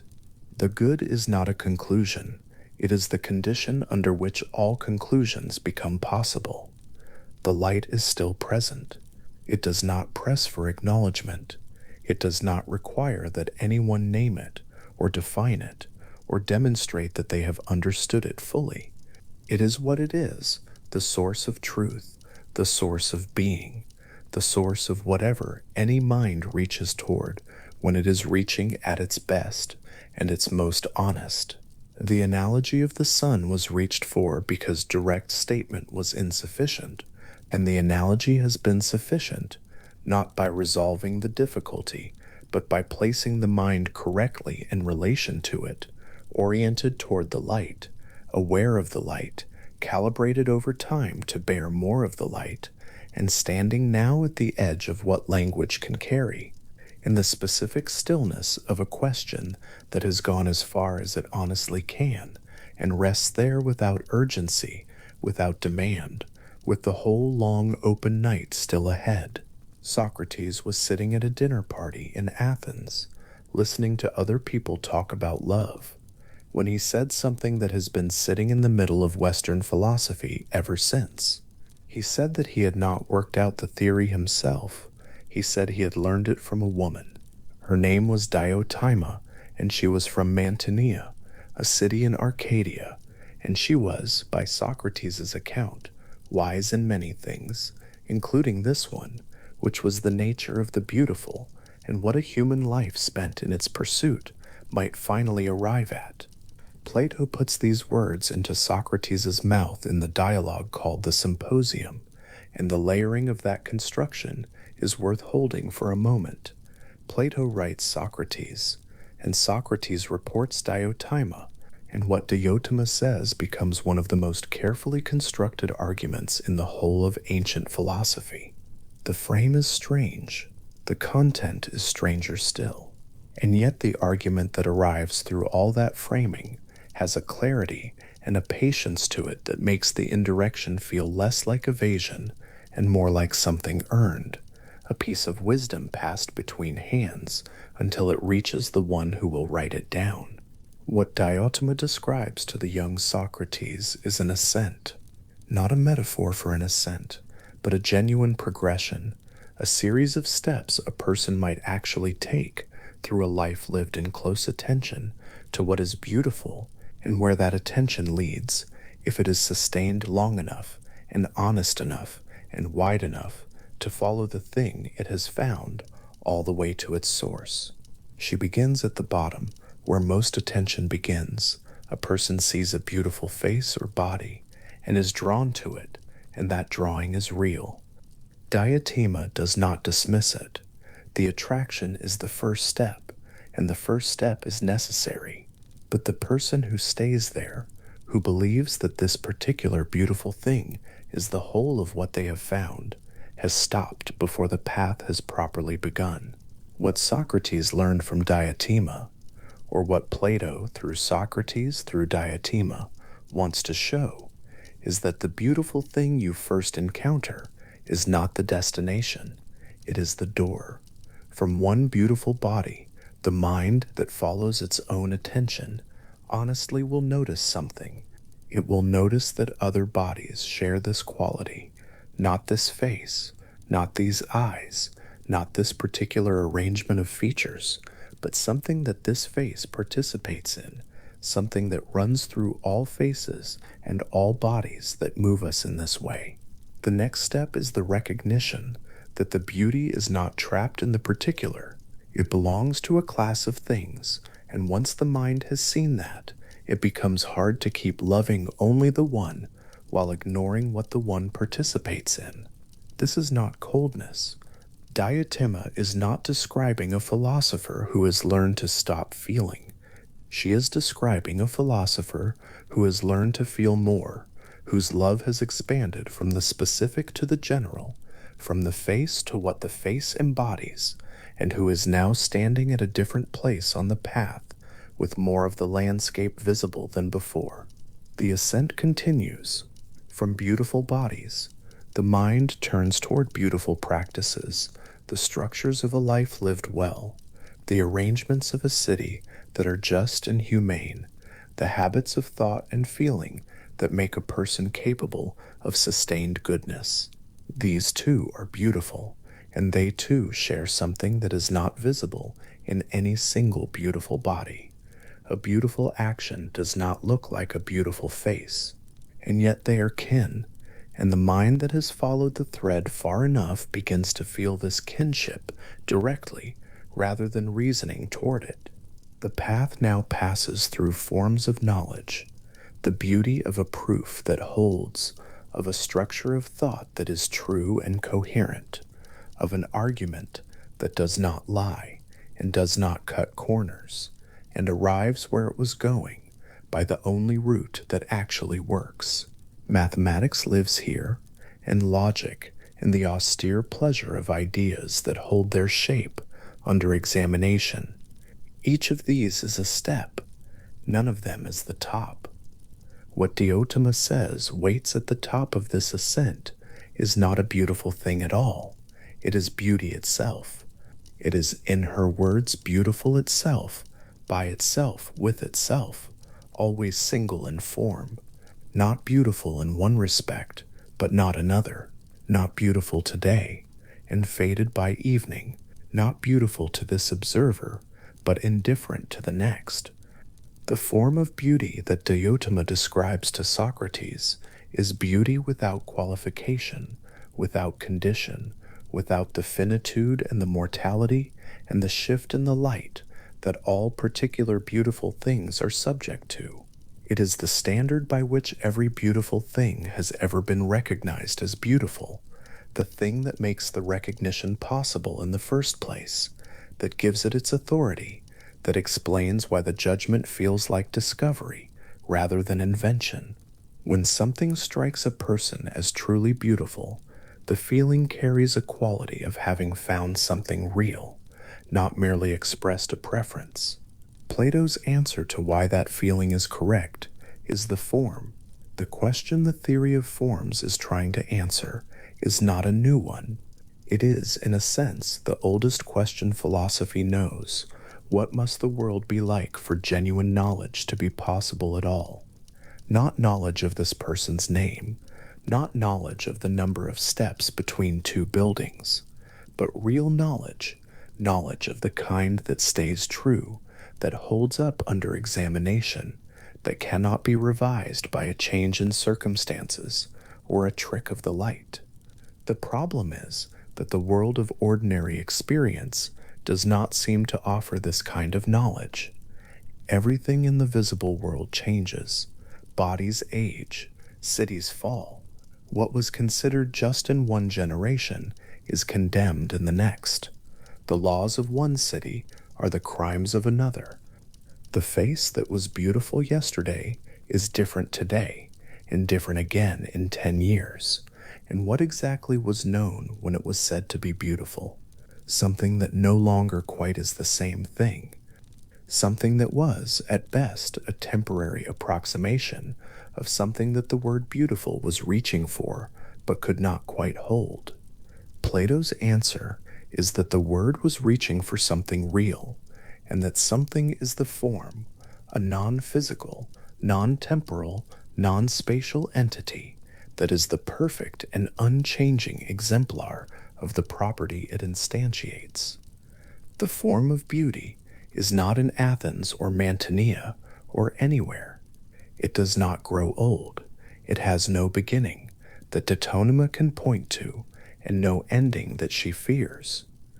It simply is, in the fullest and most unqualified sense of that verb, while every particular beautiful thing merely approximates it or participates in it or borrows from it the character it would otherwise lack. This is what philosophers mean when they say Plato was a realist about abstract objects, not that he was practical or unsentimental, but that he held the forms to be real, genuinely existing, discovered rather than invented, present in the world, not as human projections onto a neutral surface, but as the actual structure of what the world ultimately is. The relationship between a form and the particular things that participate in it is one of the central puzzles of Platonic philosophy, and Plato knew this. He called it methexis, participation, which is a word that names the relationship without fully explaining it. How does a particular beautiful thing participate in the form of beauty? Not by containing a piece of it, since the form is not the kind of thing that can be divided into pieces. Not by resembling it exactly, since resemblance would seem to require a third form to explain the resemblance itself, and that third form would require a fourth, and so on without end. Plato himself, in a dialogue called the Parmenides, stages an encounter between a young Socrates, a very young Socrates, not yet the figure of the mature dialogues, and the old philosopher Parmenides, in which Parmenides subjects the theory of forms to exactly this kind of questioning. He presses on participation, on the third man regress, on every place where the account threatens to fold under examination. And the young Socrates, Plato's most revered figure, runs out of answers. What is remarkable about the Parmenides is that Plato wrote it himself. He built within his own philosophical system a dramatization of the places where that system is most vulnerable, and he gave the best arguments against his own position to the wisest figure in the dialogue, while the representative of his own view stands there honestly acknowledging that he cannot answer. This is not a philosopher performing humility. This is a philosopher who took his own problems seriously enough to hold them up to the strongest light available and watch them squint. The difficulties around participation were not resolved in the Parmenides and have not been resolved since. Plato knew they were difficult, and the theory of forms survives the Parmenides not because the objections are answered, but because the alternative, a world without forms, in which knowledge is finally only the tracking of changing surfaces, seemed to him less livable and less true than the problems it avoided. The difficulty of participation does not collapse the framework, it complicates it. And to understand the complication more precisely, to see not just what the forms are, but how they are arranged, and what kinds of cognitive states correspond to what kinds of objects, Plato reaches for an image. Not the sun, not the cave, but a line, a single mark made on a surface, divided unequally, each half divided again, in the same ratio as the first division, 4 segments, produced from one cut repeated. And the line is meant to carry, in this simple spatial image, an account of reality that is at the same time an account of the mind that encounters reality, 4 levels of what there is, corresponding exactly to 4 levels of what a mind can do when it is directed at each level. The lowest segment of the line is the domain of images, shadows, reflections in water, and polished metal, the representations of things rather than the things themselves. The cognitive state that corresponds to this domain is something that might be translated as image belief or conjecture, the mind at its least stable, tracking appearances that are themselves twice removed from the fully real, taking shadows for what casts them, mistaking the reflection in still water for the sky. Most aesthetic and political life, in Plato's view, operates here. The person who is moved by the image of a thing without ever seeking to understand what the image is, an image of, is living in the lowest segment. The rhetorician who manages the appearance of justice without inquiring into justice itself is at home in the shadows.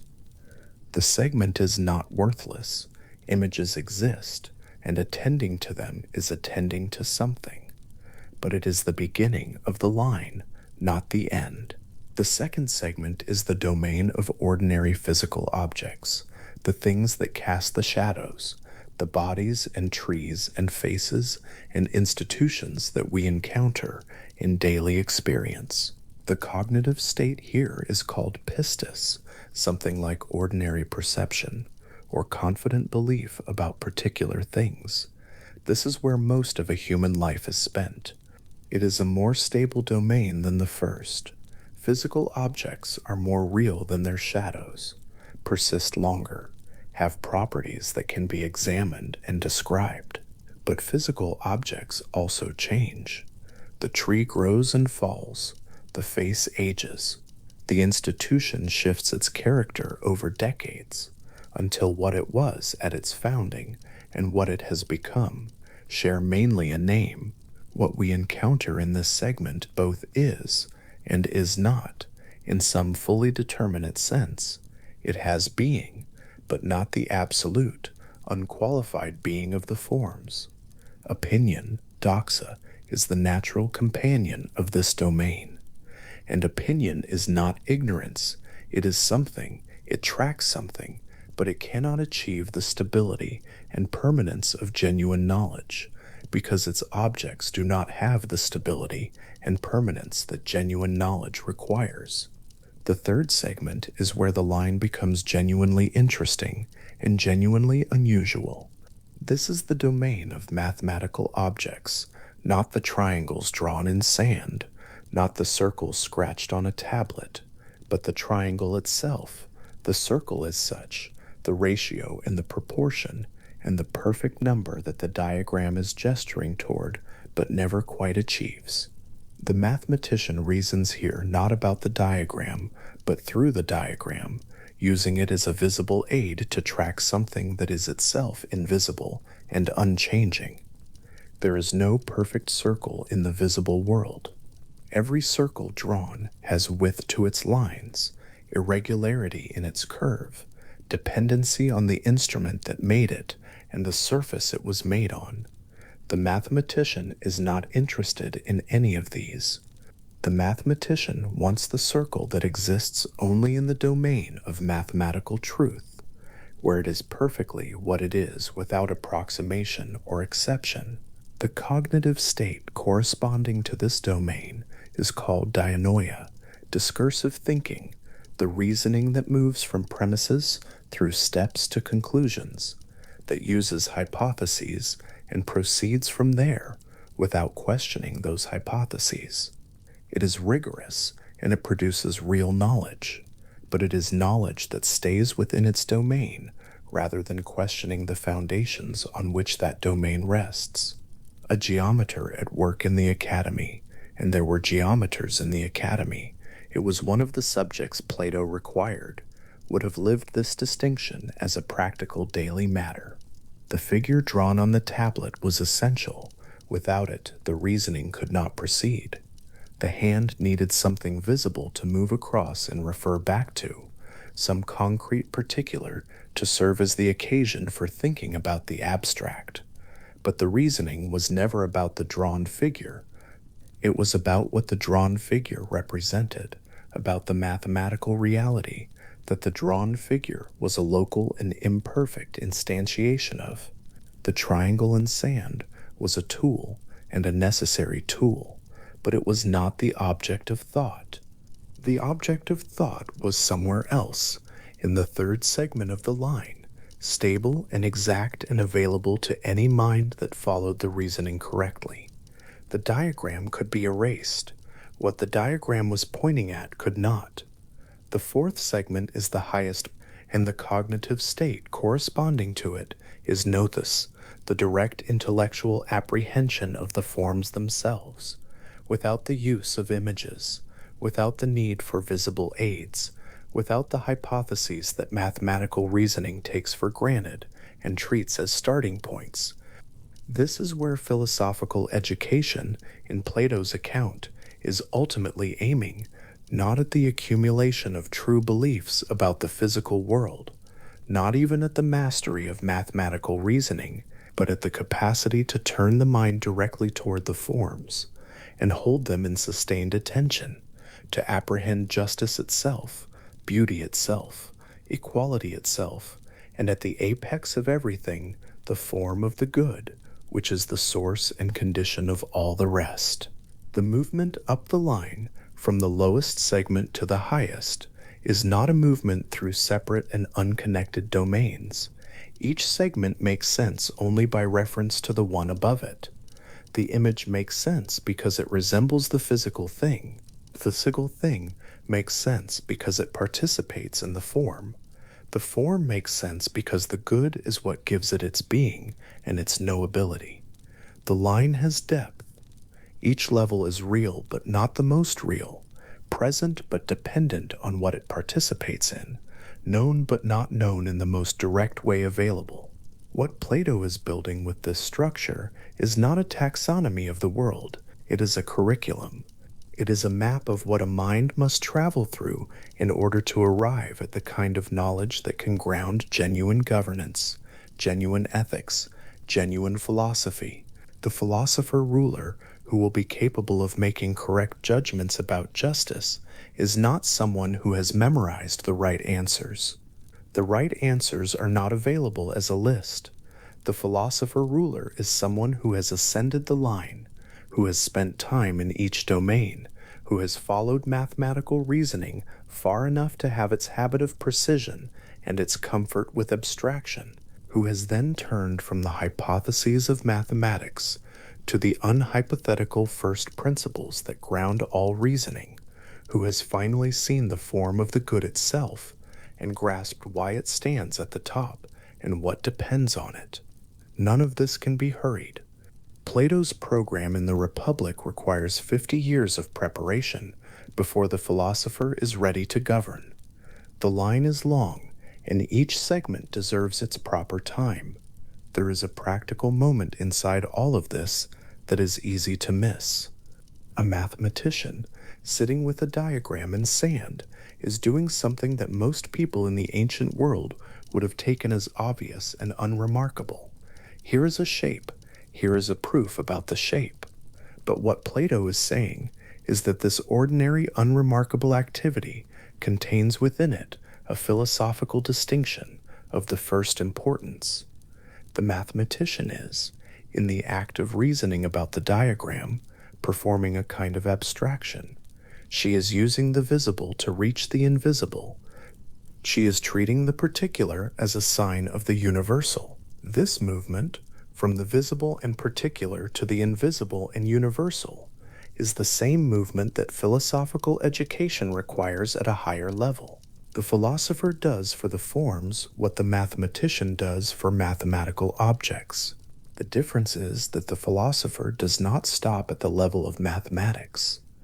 The philosopher follows the thread all the way back to what makes mathematical objects possible, and then to what makes the forms possible, and at the end of that thread is the good, and beyond the good is what Plato calls epekenates ousias, beyond being itself. The form of the good is not simply the highest form in the hierarchy. It is different in kind from the other forms. The other forms are, they have being, they are real, they are knowable. The good gives them their being and their knowability. The good is not one object among others in the intelligible realm. It is what makes the intelligible realm intelligible. This is what makes the claim philosophically radical. The highest object of philosophical knowledge is not, strictly speaking, a knowable object at all. It is the condition under which all objects become knowable. It is not in the domain of knowledge as a member of that domain. It is what makes the domain possible. The sun does not see. The sun makes seeing possible. And the good, in the intelligible realm, stands in exactly that relation to knowledge and truth. It is not itself an instance of knowledge or truth, but it is what knowledge and truth depend on for their character and their possibility. What Plato is reaching for when he says the good is beyond being is something that language can approach but cannot fully inhabit. He knows this. In the Republic, Socrates says he can show Glaucon the offspring of the good, the sun and its analogy, but the good itself must wait for another time, and that other time never arrives in the dialogue. The claim of beyondness is not a failure of nerve or a strategic evasion. It is an honest acknowledgement that the highest object of philosophical inquiry is not something the mind can wrap around and hold complete. The good exceeds the mind's grasp precisely because it is the condition of the mind's grasping. To know the good in the full sense would require a standpoint outside the conditions that the good itself provides, and that standpoint is not available, not to Socrates, not to Plato, not to anyone who is still standing inside the world. The good illuminates. Later Platonists would sit with this claim for centuries. Plotinus, writing in the 3rd century of the Common Era, developed an entire metaphysical system from the seed of this thought, the one, as he called the highest principle, beyond being, beyond mind, beyond any characterization that language can provide, the source from which being and mind emanate as light emanates from the sun, without diminishment, without intention, simply because that is what a source does. Plotinus sat with the philosophy of Plato long enough, and seriously enough, that what he found at the end of the sitting was not answers, but a more exact and more livid sense of the question. The good of the Republic and the one of Plotinus are not the same entity described twice. Plotinus was doing his own work, thinking his own thoughts, finding his own way through. But the root is the same, and the root is what Plato planted in the grove of Academus, in the geometry lessons and the dialectical sessions and the slow institutional work of maintaining a place where thinking could go on long enough to get serious. Diotima's ascent from the symposium and the divided line from the Republic are parallel structures that approach the same thing from different angles. The ascent moves through the emotional life, from love of a body to love of beauty itself, through a series of expansions in what is loved. The line moves through the cognitive life, from image belief to direct intellectual apprehension, through a series of refinements in what is known. Both end in the same place, or near the same place, at the highest and most real object available to a human mind, the form that is not an instance of anything, that is not beautiful in the way beautiful things are beautiful, that is not known in the way known things are known, but that is the source and ground and condition of the beautiful and the known and every other predicate that a form can instantiate. Diotima reaches it through eros, which Plato treats not as mere desire, but as the restless movement of a finite being toward what exceeds it. The divided line reaches it through dialectic, the philosophical method of questioning hypotheses, until the unhypothetical is found. That the two paths converge is not an accident. It is part of what Plato wants to show, that the emotional life and the intellectual life, properly cultivated and properly followed, are not in competition. They are alternate routes up the same ascent. The word participation, methexis, bears sitting with for a moment longer, because it carries a sense that the more technical translations can obscure. When a beautiful body participates in the form of beauty, what is happening is something like sharing, like being given a character by something that itself retains its character fully. The form does not lose anything when a beautiful face borrows its beauty. The face does not contain the form as a piece of it. The relationship is closer to what happens when a room is lit by the sun. The light is in the room would be dark without it, and yet the sun is not diminished or located in the room. It continues to be the sun, doing what the sun does, and the room participates in its light without trapping it. Plato knew this analogy was imperfect. All analogies are imperfect, and Plato was more honest about this than most. What the sun analogy captures is the non-divisibility of the form and the dependency of the participant, that the participant is what it is only by virtue of something it does not contain and cannot exhaust. What it does not capture fully is the mechanism of the participation itself, which remains even after 2,500 years of philosophical commentary, a genuinely open question. The problem of universals. What exactly is the property that all beautiful things share, and does their sharing of it point to something real over and above any of the particular beautiful things, is one of the oldest and most durable problems in philosophy. Plato's answer, the forms, is the most thoroughgoing realist answer that has ever been given. The property is not a mental habit, not a classification invented for convenience, not a pattern imposed on experience by a mind that needs to organize its data. The property is real, non-physical, non-temporal, discovered rather than invented, there to be found rather than created. When the mind apprehends the form of beauty, it has found something that was there before it looked, and will be there after it looks away. This is a strong claim.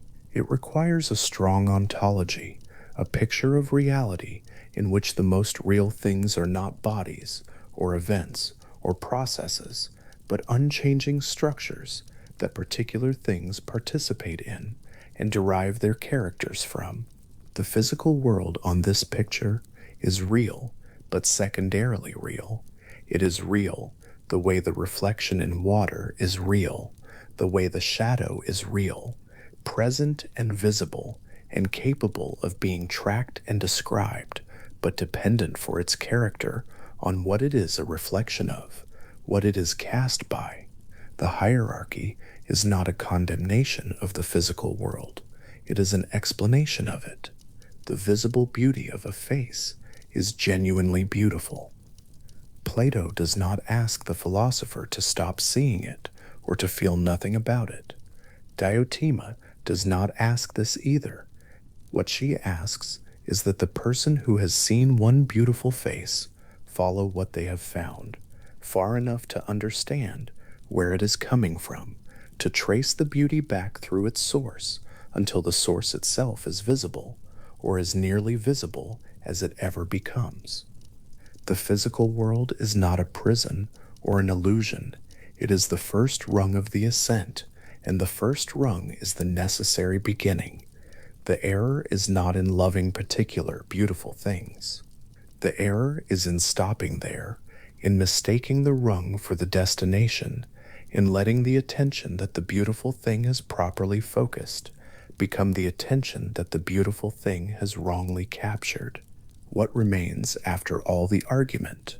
What settles in the mind when the divided line has been studied and Diotima's ascent has been followed, and the form of the good has been held at its impossible altitude? What remains is something like the shape of a question that will not be answered tonight.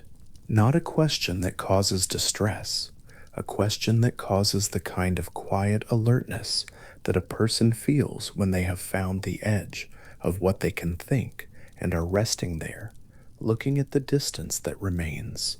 The form of beauty does not resolve into something simpler. The good does not step down from its position above being to make itself approachable. Participation remains somewhat mysterious. The relationship between the ascent through love and the ascent through dialectic is suggestive but not in the end fully specified. Plato left all of these threads partly loose, and that looseness is not a failure of the system. It is the honest acknowledgement of where the system ends and the genuine difficulty of the question begins. The grove of Academus held these questions for nearly 900 years.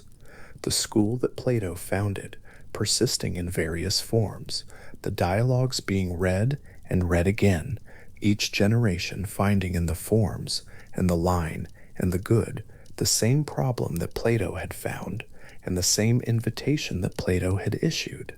The invitation was not to accept the doctrine and move on. It was to sit with the question long enough to understand why it required a doctrine at all.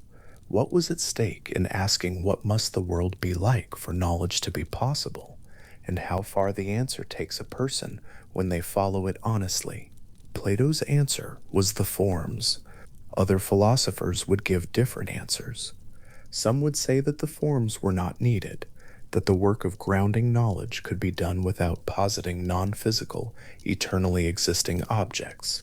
Some would say that the project of grounding knowledge was itself misconceived, that the stability Plato was looking for was not to be found in any direction.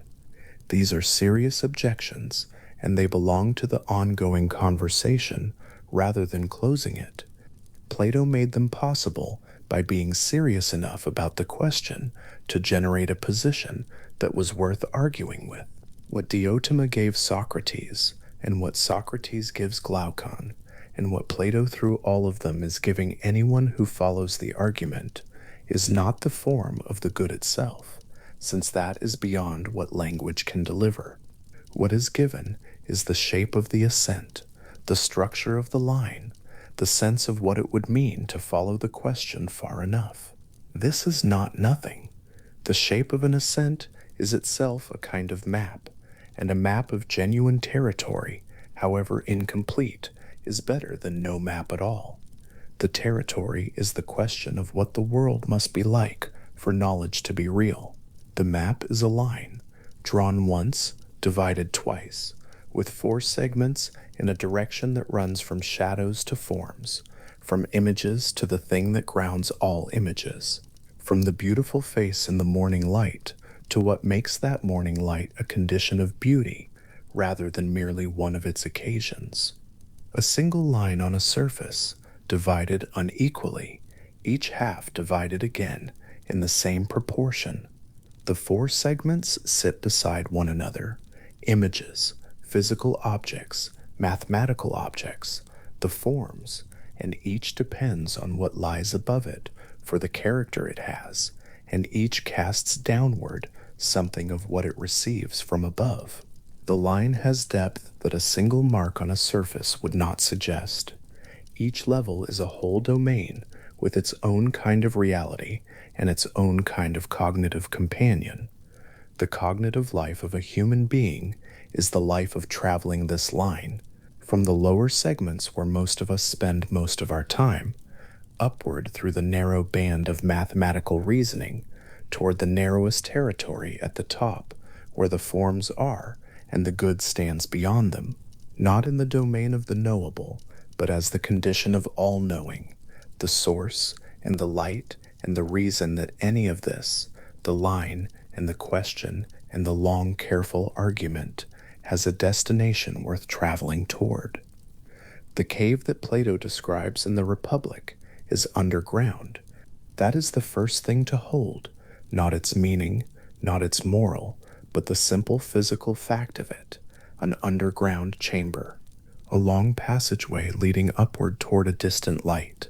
Prisoners seated in a row, facing the far wall, their necks and legs held by chains old enough that no one can remember a time before them. Behind the prisoners, and above them, a fire burns. Between the fire and the prisoners, other figures move along a low wall, carrying objects, statuettes, cutouts shaped like animals, and people and ordinary things, so that the shadows of these objects fall across the wall the prisoners face. And the prisoners, who have never seen anything else, watch the shadows. They have named the shadows. They have learned the order in which the shadows tend to appear. The most skilled among them can predict which shadow will arrive next, and this skill is honored. This is what expertise looks like in the cave. This is what knowledge has been mistaken for. Plato gives this image in careful spatial terms, as though he wants the architecture to be felt before the interpretation arrives. The chamber has dimensions. The passageway has a slope. The fire has a position relative to the wall. These details are not decorative. The precision asks something of the reader. See the place first. Know where everything is. Because when the first prisoner is freed and turned around, the geometry of what that turning costs, the disorientation, the burning light, the long walk upward through unfamiliar air, all of it depends on having first understood exactly how the prison was built. The freed prisoner's first experience outside the chains is not wonder. Plato is precise about this. The eyes, having known only shadow, cannot look at the fire behind them without pain. The figures carrying the objects along the low wall are more real than the shadows were, but the light that makes them visible is itself painful to the eyes. So the freed prisoner begins by looking at what is easiest, shadows outside the cave, reflections of real things in water, gradual objects in dim conditions, before moving toward direct light. The ascent is slow, the discomfort is physical. Plato uses the word asterisk, ponos, asterisk, labor, effort, something that costs the body. Philosophical education, in this account, is not a transmission of information from one mind to another. It is a turning of the whole person, and the turning takes time, and the time is not comfortable.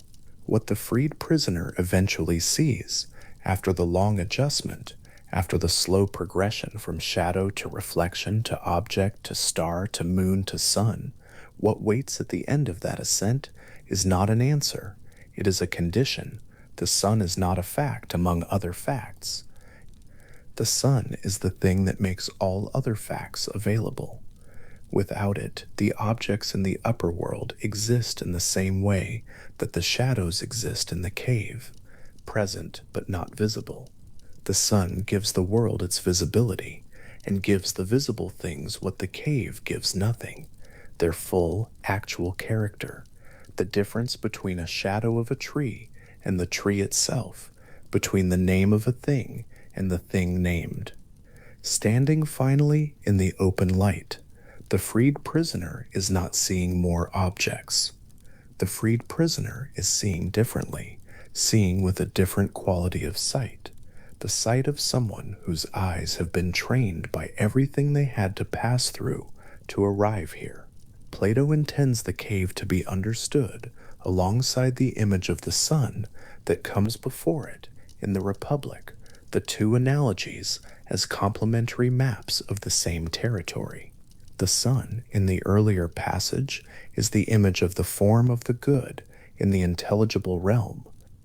The cave's fire is a lesser image, an underground imitation of that sun, warm enough to cast shadows, not powerful enough to illuminate. The shadows on the cave wall correspond to images and reflections in the visible world, the least stable, least clear objects of ordinary experience. The objects carried along the wall by the figures behind the prisoners correspond to the physical things we encounter in waking life, and the journey upward, out of the cave, into the light, that journey maps onto the ascent through mathematical reasoning toward the forms themselves, ending at the form of the good, which corresponds to the sun, which is itself too bright to look at directly, without the long preparation that the ascent provides. The correspondences are careful, but they are not meant to be labored over. Plato's point is not taxonomic. He is not asking the reader to draw a chart.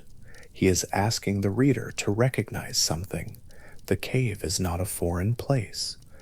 It is a description of how experience tends to arrive, immersive, authoritative, organized around its own internal patterns, offering its shadow experts their shadow prestige, making it genuinely difficult to imagine that there is a wall behind you, a fire, a passageway, a sky.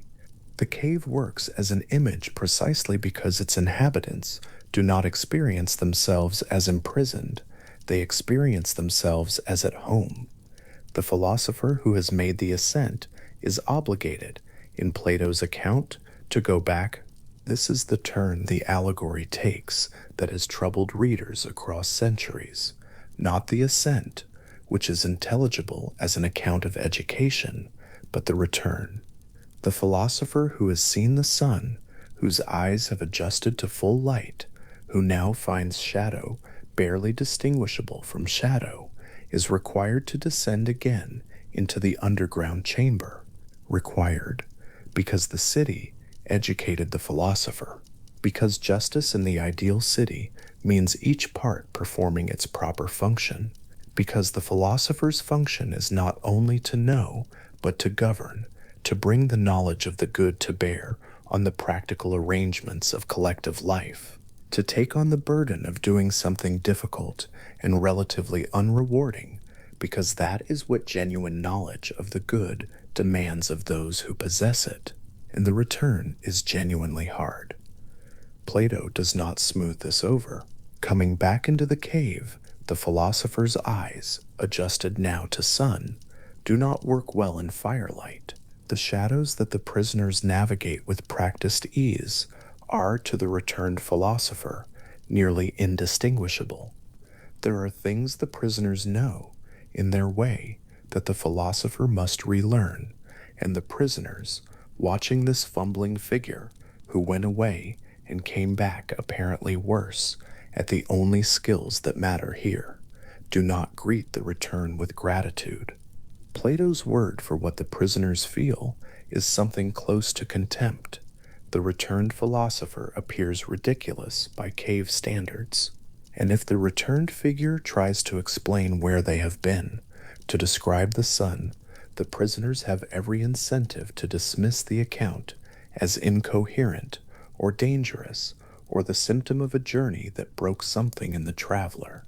In this image, quiet and without melodrama, Plato has described the situation of Socrates in the Agora, not announced it, not labeled it, but placed it there, recognizable, inside the architecture of the analogy.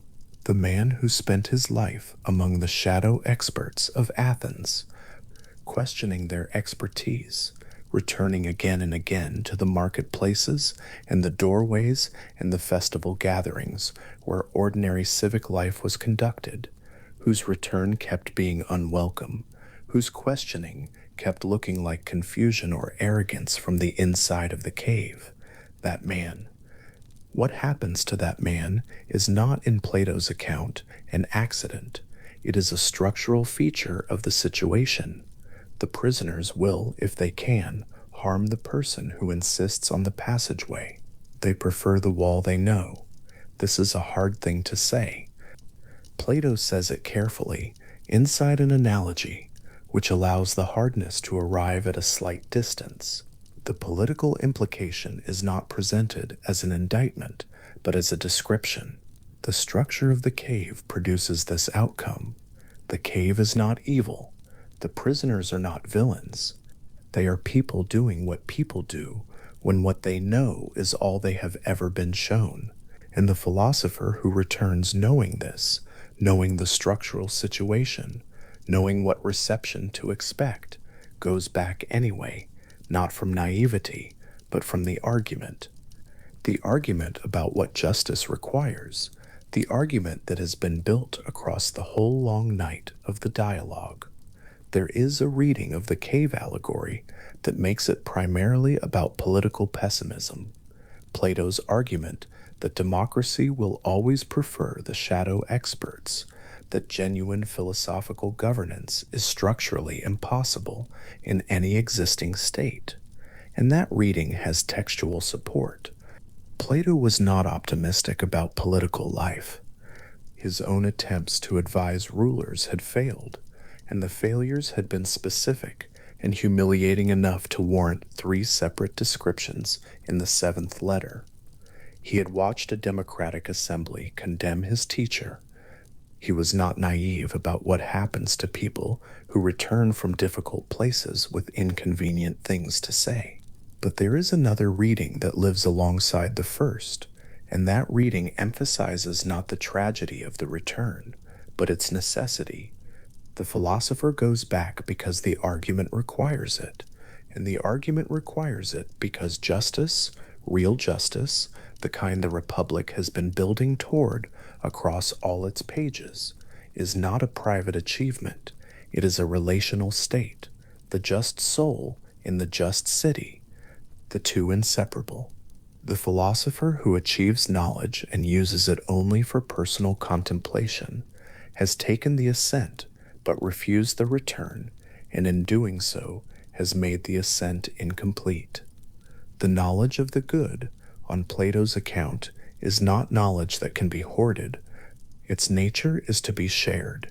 Its nature is to illuminate not only the person who has found it, but the arrangements of collective life that the person who has found it is now obligated to help order. These 2 readings, the pessimistic and the obligatory, have coexisted in interpretations of the cave for as long as the text has been read. They do not cancel each other. They describe together the situation of anyone who has thought carefully about something true and then has to live in a world where that thing is not yet widely held. The difficulty is real. The obligation is also real. Plato does not resolve the tension. He builds it into the structure of the allegory and lets it stand. What has endured in the cave's image across 25 centuries of readers is not the political argument, but the spatial one. The experience of the cave, the sense of waking to the possibility that what one has been confidently navigating is a system of shadows, has a phenomenological accuracy that keeps the image arriving fresh for each new reader in each new context, as a description of something that seems to have already happened to them, or could happen, or is happening now, in some version, in some part of their thinking they have not yet examined. This is not a property unique to the cave analogy. It is a property of Plato's images generally. They are built from materials common enough to recognize, but arranged in ways that shift the angle at which ordinary experience is seen. Plotinus, working in Rome and Alexandria in the 3rd century of the Common Era, reading Plato with the kind of attention that treats the text as a living thing, rather than a historical artifact, took the allegory of the cave and the allegory of the sun, and built from them a metaphysics of ascent that would shape philosophical and religious thinking for centuries after his death. For Plotinus, the cave was not only a political image, it was a description of the soul's condition in matter, incarnate, oriented toward the surfaces of things, its true vision blocked by its investment in the flickering world of becoming. And the ascent in Plotinus's account was not only philosophical education, it was spiritual transformation. The soul returning to the One, his name for what Plato had called the form of the good, carried to a further extreme of radiance and ineffability, was a return to the source of its own being, a homecoming so fundamental that the language of ordinary philosophical argument could barely approach it, and the language of beauty and longing was sometimes more accurate. Plotinus used Plato's light with remarkable literalness. The One for Plotinus is like the sun in that it radiates, not deliberately, not as an act of will, but as the simple overflow of what it is. Goodness and being radiate from the One the way light radiates from fire, not because the fire intends to illuminate, but because illumination is what fire does, and from this radiation the levels of reality descend: intellect, soul, nature, matter, each level receiving the light of what is above it and passing it along, each level slightly darker than the one above, until at the very bottom of the emanation, matter catches the last faint edge of the light and barely holds it. The cave in this picture is not just a political situation, it is the metaphysical condition of everything that exists at a distance from the One, and the ascent is a real movement of the soul back toward its origin, which is the only thing that was ever completely and permanently real. Augustine of Hippo came to Plotinus in his early 30s, when he was a professor of rhetoric in Milan, already dissatisfied with the philosophical frameworks he had tried, and not yet arrived at the Christian faith that would occupy the rest of his life. He read the Platonic texts in Latin translation, almost certainly including works from the Platinian tradition, and found in them something he had not found elsewhere: a God that was not material, a good that was not a body, a light that was not the sun, and not reducible to the sun, and that the sun in some measure imitated without containing. This was not, for Augustine, a philosophical curiosity, it was a preparation. The language of Plato and Plotinus, light, ascent, the good above being, the soul finding its rest in what it was always already moving toward, arrived in Augustine's reading as a vocabulary that would turn out to be exactly the vocabulary he needed for what he came to believe. In the Gospel of John, God is light, and in that light is no darkness at all.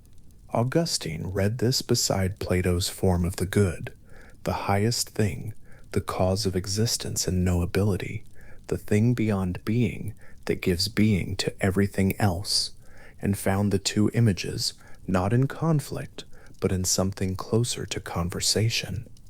The Platonic sun illuminates the intelligible realm. The light of the gospel illuminates everything. The Platonic good exceeds being. The God of the gospel is the fullness of being. The differences were real, and Augustine worked through them carefully over many years in many books. But the Platonic framework gave him his first vocabulary for thinking about what it would mean for the highest good to be infinite, prior to all other things, the ground of all knowledge and existence, yet not itself one object among other objects in the world it had made possible. The allegory of the sun had given Western thought a way of thinking about what the absolute would have to be like, not an item in the inventory of the real, but the condition under which reality itself becomes possible. Augustine received that way of thinking and carried it forward, and through him it became part of the philosophical and theological language that would shape universities, cathedrals, arguments, and prayers for more than 1,000 years. The medieval scholastics who came after Augustine, working in the cathedral schools of France, in the great monastery libraries, in the universities that grew slowly from the soil of institutions Plato had first imagined, were not, most of them, reading Plato directly. Plato's dialogues were largely unavailable in Latin until the Renaissance brought the Greek manuscripts back to Italy from Byzantium. What the medieval philosophers had was Plato as mediated through Augustine and Plotinus and Boethius and the Neoplatonic tradition that had carried the light imagery and the ascent metaphysics into the late Roman world. The form of the good traveled in disguise, wearing different names, the good being itself the first cause, the divine light, but the image underneath remained recognizable, the sun that is not itself a thing, but the condition of all things, the source of being and knowability that exceeds everything it makes possible. The question of what the highest good would have to be like. When the Renaissance humanists finally recovered the Greek texts of Plato and translated them, Marsilio Ficino completing his Latin translation of the complete dialogues for Cosimo de' Medici in Florence in the 1460s. The experience was described by those who encountered the translations as something like reunion. Ideas they had approached indirectly through the mediation of a long tradition were now available in their original form, with their original architecture, their dramatic setting in Cephalus's house in the Piraeus, the specific voices of Glaucon and Adeimantus pressing their questions, Socrates reaching for the analogy of the sun because the thing he wanted to say could not be said directly. The dialogues had not lost their shape in the centuries of transmission. They arrived in the Italian Renaissance, still doing what they had always done, making difficulty feel inhabitable, making hard questions feel like company rather than threat. Alfred North Whitehead, writing in the 20th century, offered the characterization that has been repeated so often it has almost worn smooth. The history of Western philosophy is best understood as a series of footnotes to Plato. The observation was not meant as reverence, exactly. It was meant as diagnosis. The questions Plato asked about what knowledge requires, about what the highest good would have to be like, about the relationship between the things we can see and the structures that make them what they are. These questions are not preliminary questions that later philosophy resolved and moved past. They are questions that keep returning in each new philosophical generation, wearing new vocabulary, addressed with new tools, but substantially unchanged in their deepest form. What would have to be true for genuine knowledge to be possible?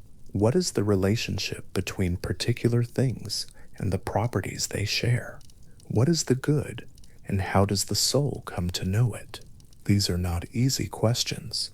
They are not close to being answered, and their persistence is not a sign of philosophical failure. It is a sign that they are the right questions, the ones that keep coming back because they are tracking something genuinely difficult about the structure of things. In a classroom somewhere right now or not long ago, a student is reading the cave allegory for the first time. This happens continuously.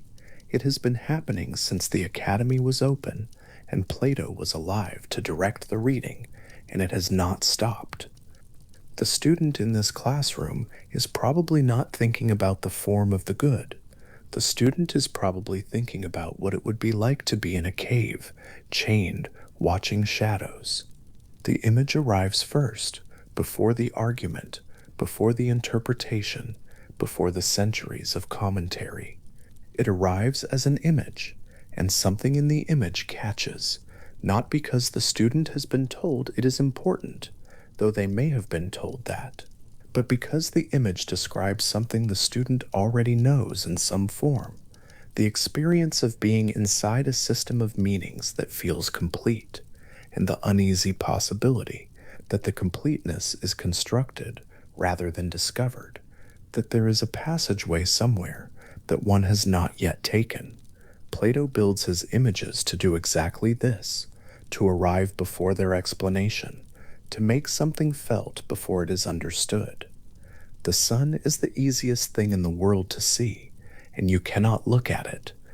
The most obvious, most present, most indispensable thing in the visible world is also the one thing in the visible world that blinds. That is not a rhetorical device. That is an observation about the structure of the highest good, as Plato conceives it. The very centrality that makes it the ground of everything else makes it impossible to approach as though it were one object among others, available to the same cognitive tools used for lesser objects. The form of the good cannot be approached directly. It can be approached only through what it illuminates, through the things it makes visible, through the knowledge it makes possible, through the long work of following what is partially and approximately good upward toward what is good, without qualification or exception. The allegory of the sun points at something that resists being pointed at. This is not a flaw in the allegory. It is the allegory's most accurate property. What the two images together, the sun above the visible world, the cave below the intelligible one, offer is not a doctrine so much as a posture, a way of holding the question of the highest good, an acknowledgement that the question is not going to be answered the way a mathematical problem is answered, with a result that can be written down and verified and used without further inquiry. The form of the good is described by Plato as beyond being, not in being, not a being, but the condition that makes being possible. To know such a thing would be to stand in a relationship to it, different from any ordinary cognitive relationship, not the relationship of a perceiver to an object, not the relationship of a reasoner to a conclusion, something else, something that Plato gestures at with his sun, and that subsequent thinkers gestured at with their own words and images, and that remains gestured at, open, pointing, unresolved, in every serious engagement with the question it contains. The philosopher who goes back into the cave carries this, not as a private possession, not as a credential, but as a changed orientation, the eyes that have seen the sun, the mind that has held, even briefly, the possibility of what genuine knowing would feel like at its furthest reach. The return is not triumphant, it is ordinary. The philosopher who returns descends into the ordinary world of ordinary things, and ordinary arrangements, and ordinary questions about what should be done here. Today, among these people, in this set of circumstances, the form of the good does not make those questions easy. It makes them in some ways harder, because it sets a standard that the particular situation is always already falling short of, and the work of governance is the work of bringing the particular situation as close as possible to what it cannot become. This is Plato's political philosophy in its barest form, and it is also his most honest one. The ideal city of the Republic, the city with its philosopher kings and its three classes and its rigorous education, was never offered as a blueprint. Socrates says at one point, with a quietness that is easy to miss, but whether such a city could actually be established matters less than the city as a pattern laid up in heaven, something the individual soul might look to as a model for its own internal ordering. The political argument is finally a psychological one. The well-governed soul, the soul in which reason rules, as the philosopher kings rule in the ideal city, is the only reliable home of justice. Everything else is a version of the cave. In the grove of Academus, outside the walls of Athens, in the years after Plato stopped traveling and planted what would become the Academy, these questions were asked regularly in the shade of olive trees, Plato taught there, and students came from across the Greek world to listen and to argue and to work through the mathematics that Plato believed was the necessary preparation for philosophy. The Grove was not a school in any modern sense. It was a place where sustained inquiry had been given a home, where the same questions could be returned to, refined, put down, picked up again, and returned to once more by people who had agreed to spend serious time in their presence. Aristotle came to the academy as a young man from Stagira in Macedonia and stayed for 20 years, first as a student, then as a colleague, working within the Platonic framework while developing the objections that would eventually become his own philosophy. He would later found his own school, the Lyceum, a mile or so from the academy, and the two schools continued alongside each other for generations, asking related questions, reaching different answers, each keeping the other honest by its existence. The conversation that began in Cephalus's courtyard continued in the groves outside Athens. It continued in the schools of Alexandria and the monasteries of the medieval world and the universities of the Renaissance and the philosophy departments of the modern university. It continues now in different languages, with different tools, among people who may not know they are participating in something that old. The olive trees of the academy are gone. The school itself, which survived in various forms for nearly 900 years, was eventually closed by the Emperor Justinian in 529 of the Common Era as part of a broader suppression of non-Christian philosophical institutions. The physical grove reverted to ordinary ground. What had been a place of sustained inquiry became a neighborhood, then an archaeological site, and the site today lies within the city that long ago absorbed the edge where Plato had chosen to stay. But the questions did not close when the school closed. They had already traveled too far, lodged in too many minds, made themselves too necessary to too many subsequent thinkers, to be dependent on the continued existence of any particular institution. The form of the good, beyond being, cause of knowledge and truth, too bright to look at, and too central to ignore. That image had been in circulation for 900 years before the academy was closed, and it has been in circulation for 1500 years since, and in each generation, some version of the question it was designed to hold keeps returning.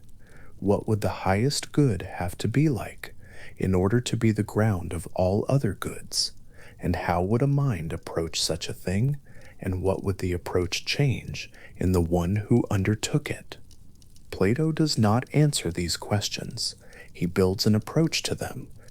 The allegory of the sun is not a solution. It is a pointing, the most precise kind of pointing that language can manage towards something that exceeds what language can contain. The philosopher's task in Plato's account is not to reach the end of the pointing, but to follow it honestly, as far as it goes, and to go on following it even when the language runs out and only the direction remains. The night has been long. The dialogue, if it were spoken rather than read, would have taken most of a night to complete, and the people seated in Cephalus's courtyard in the Piraeus would be reaching the end of it in the quiet before the light changes. The festival of Bendis, which had brought them together, is somewhere in the background of the conversation. The torches, the harbor smell, the sound of other people celebrating, and inside the conversation, the slow and patient building of a question about what justice is, which opened into a question about the soul, which opened into a question about knowledge, which opened finally into a question about what the highest good would have to be good at all. And that question reached its furthest image in the figure of the sun, which gives the world its visibility, and gives the forms their being, and sits in its position above the argument, too present to approach directly, too central to set aside. The sun, that Plato chose as his image was not arbitrary. The Greeks lived outside. The sun was a constant and available fact of life in a way it is not for people who spend most of their hours indoors. Socrates himself had been known to stand motionless in the open air for hours, thinking the sun moving overhead, the image of the sun as the condition of all visibility, was not a philosophical abstraction for people who spent their days in its light. It was the most ordinary fact of experience, pressed into service as an analogy for the most extraordinary claim in the dialogue, that there is something that makes knowledge possible, the way the sun makes vision possible, and that thing exceeds everything it makes possible, the way the sun exceeds the things it illuminates. Standing in the open air under an ordinary afternoon, the sun simply present, everything available to any eye that opens in its direction. This is the image Plato offers as the closest approximation language can make to what the form of the good is like.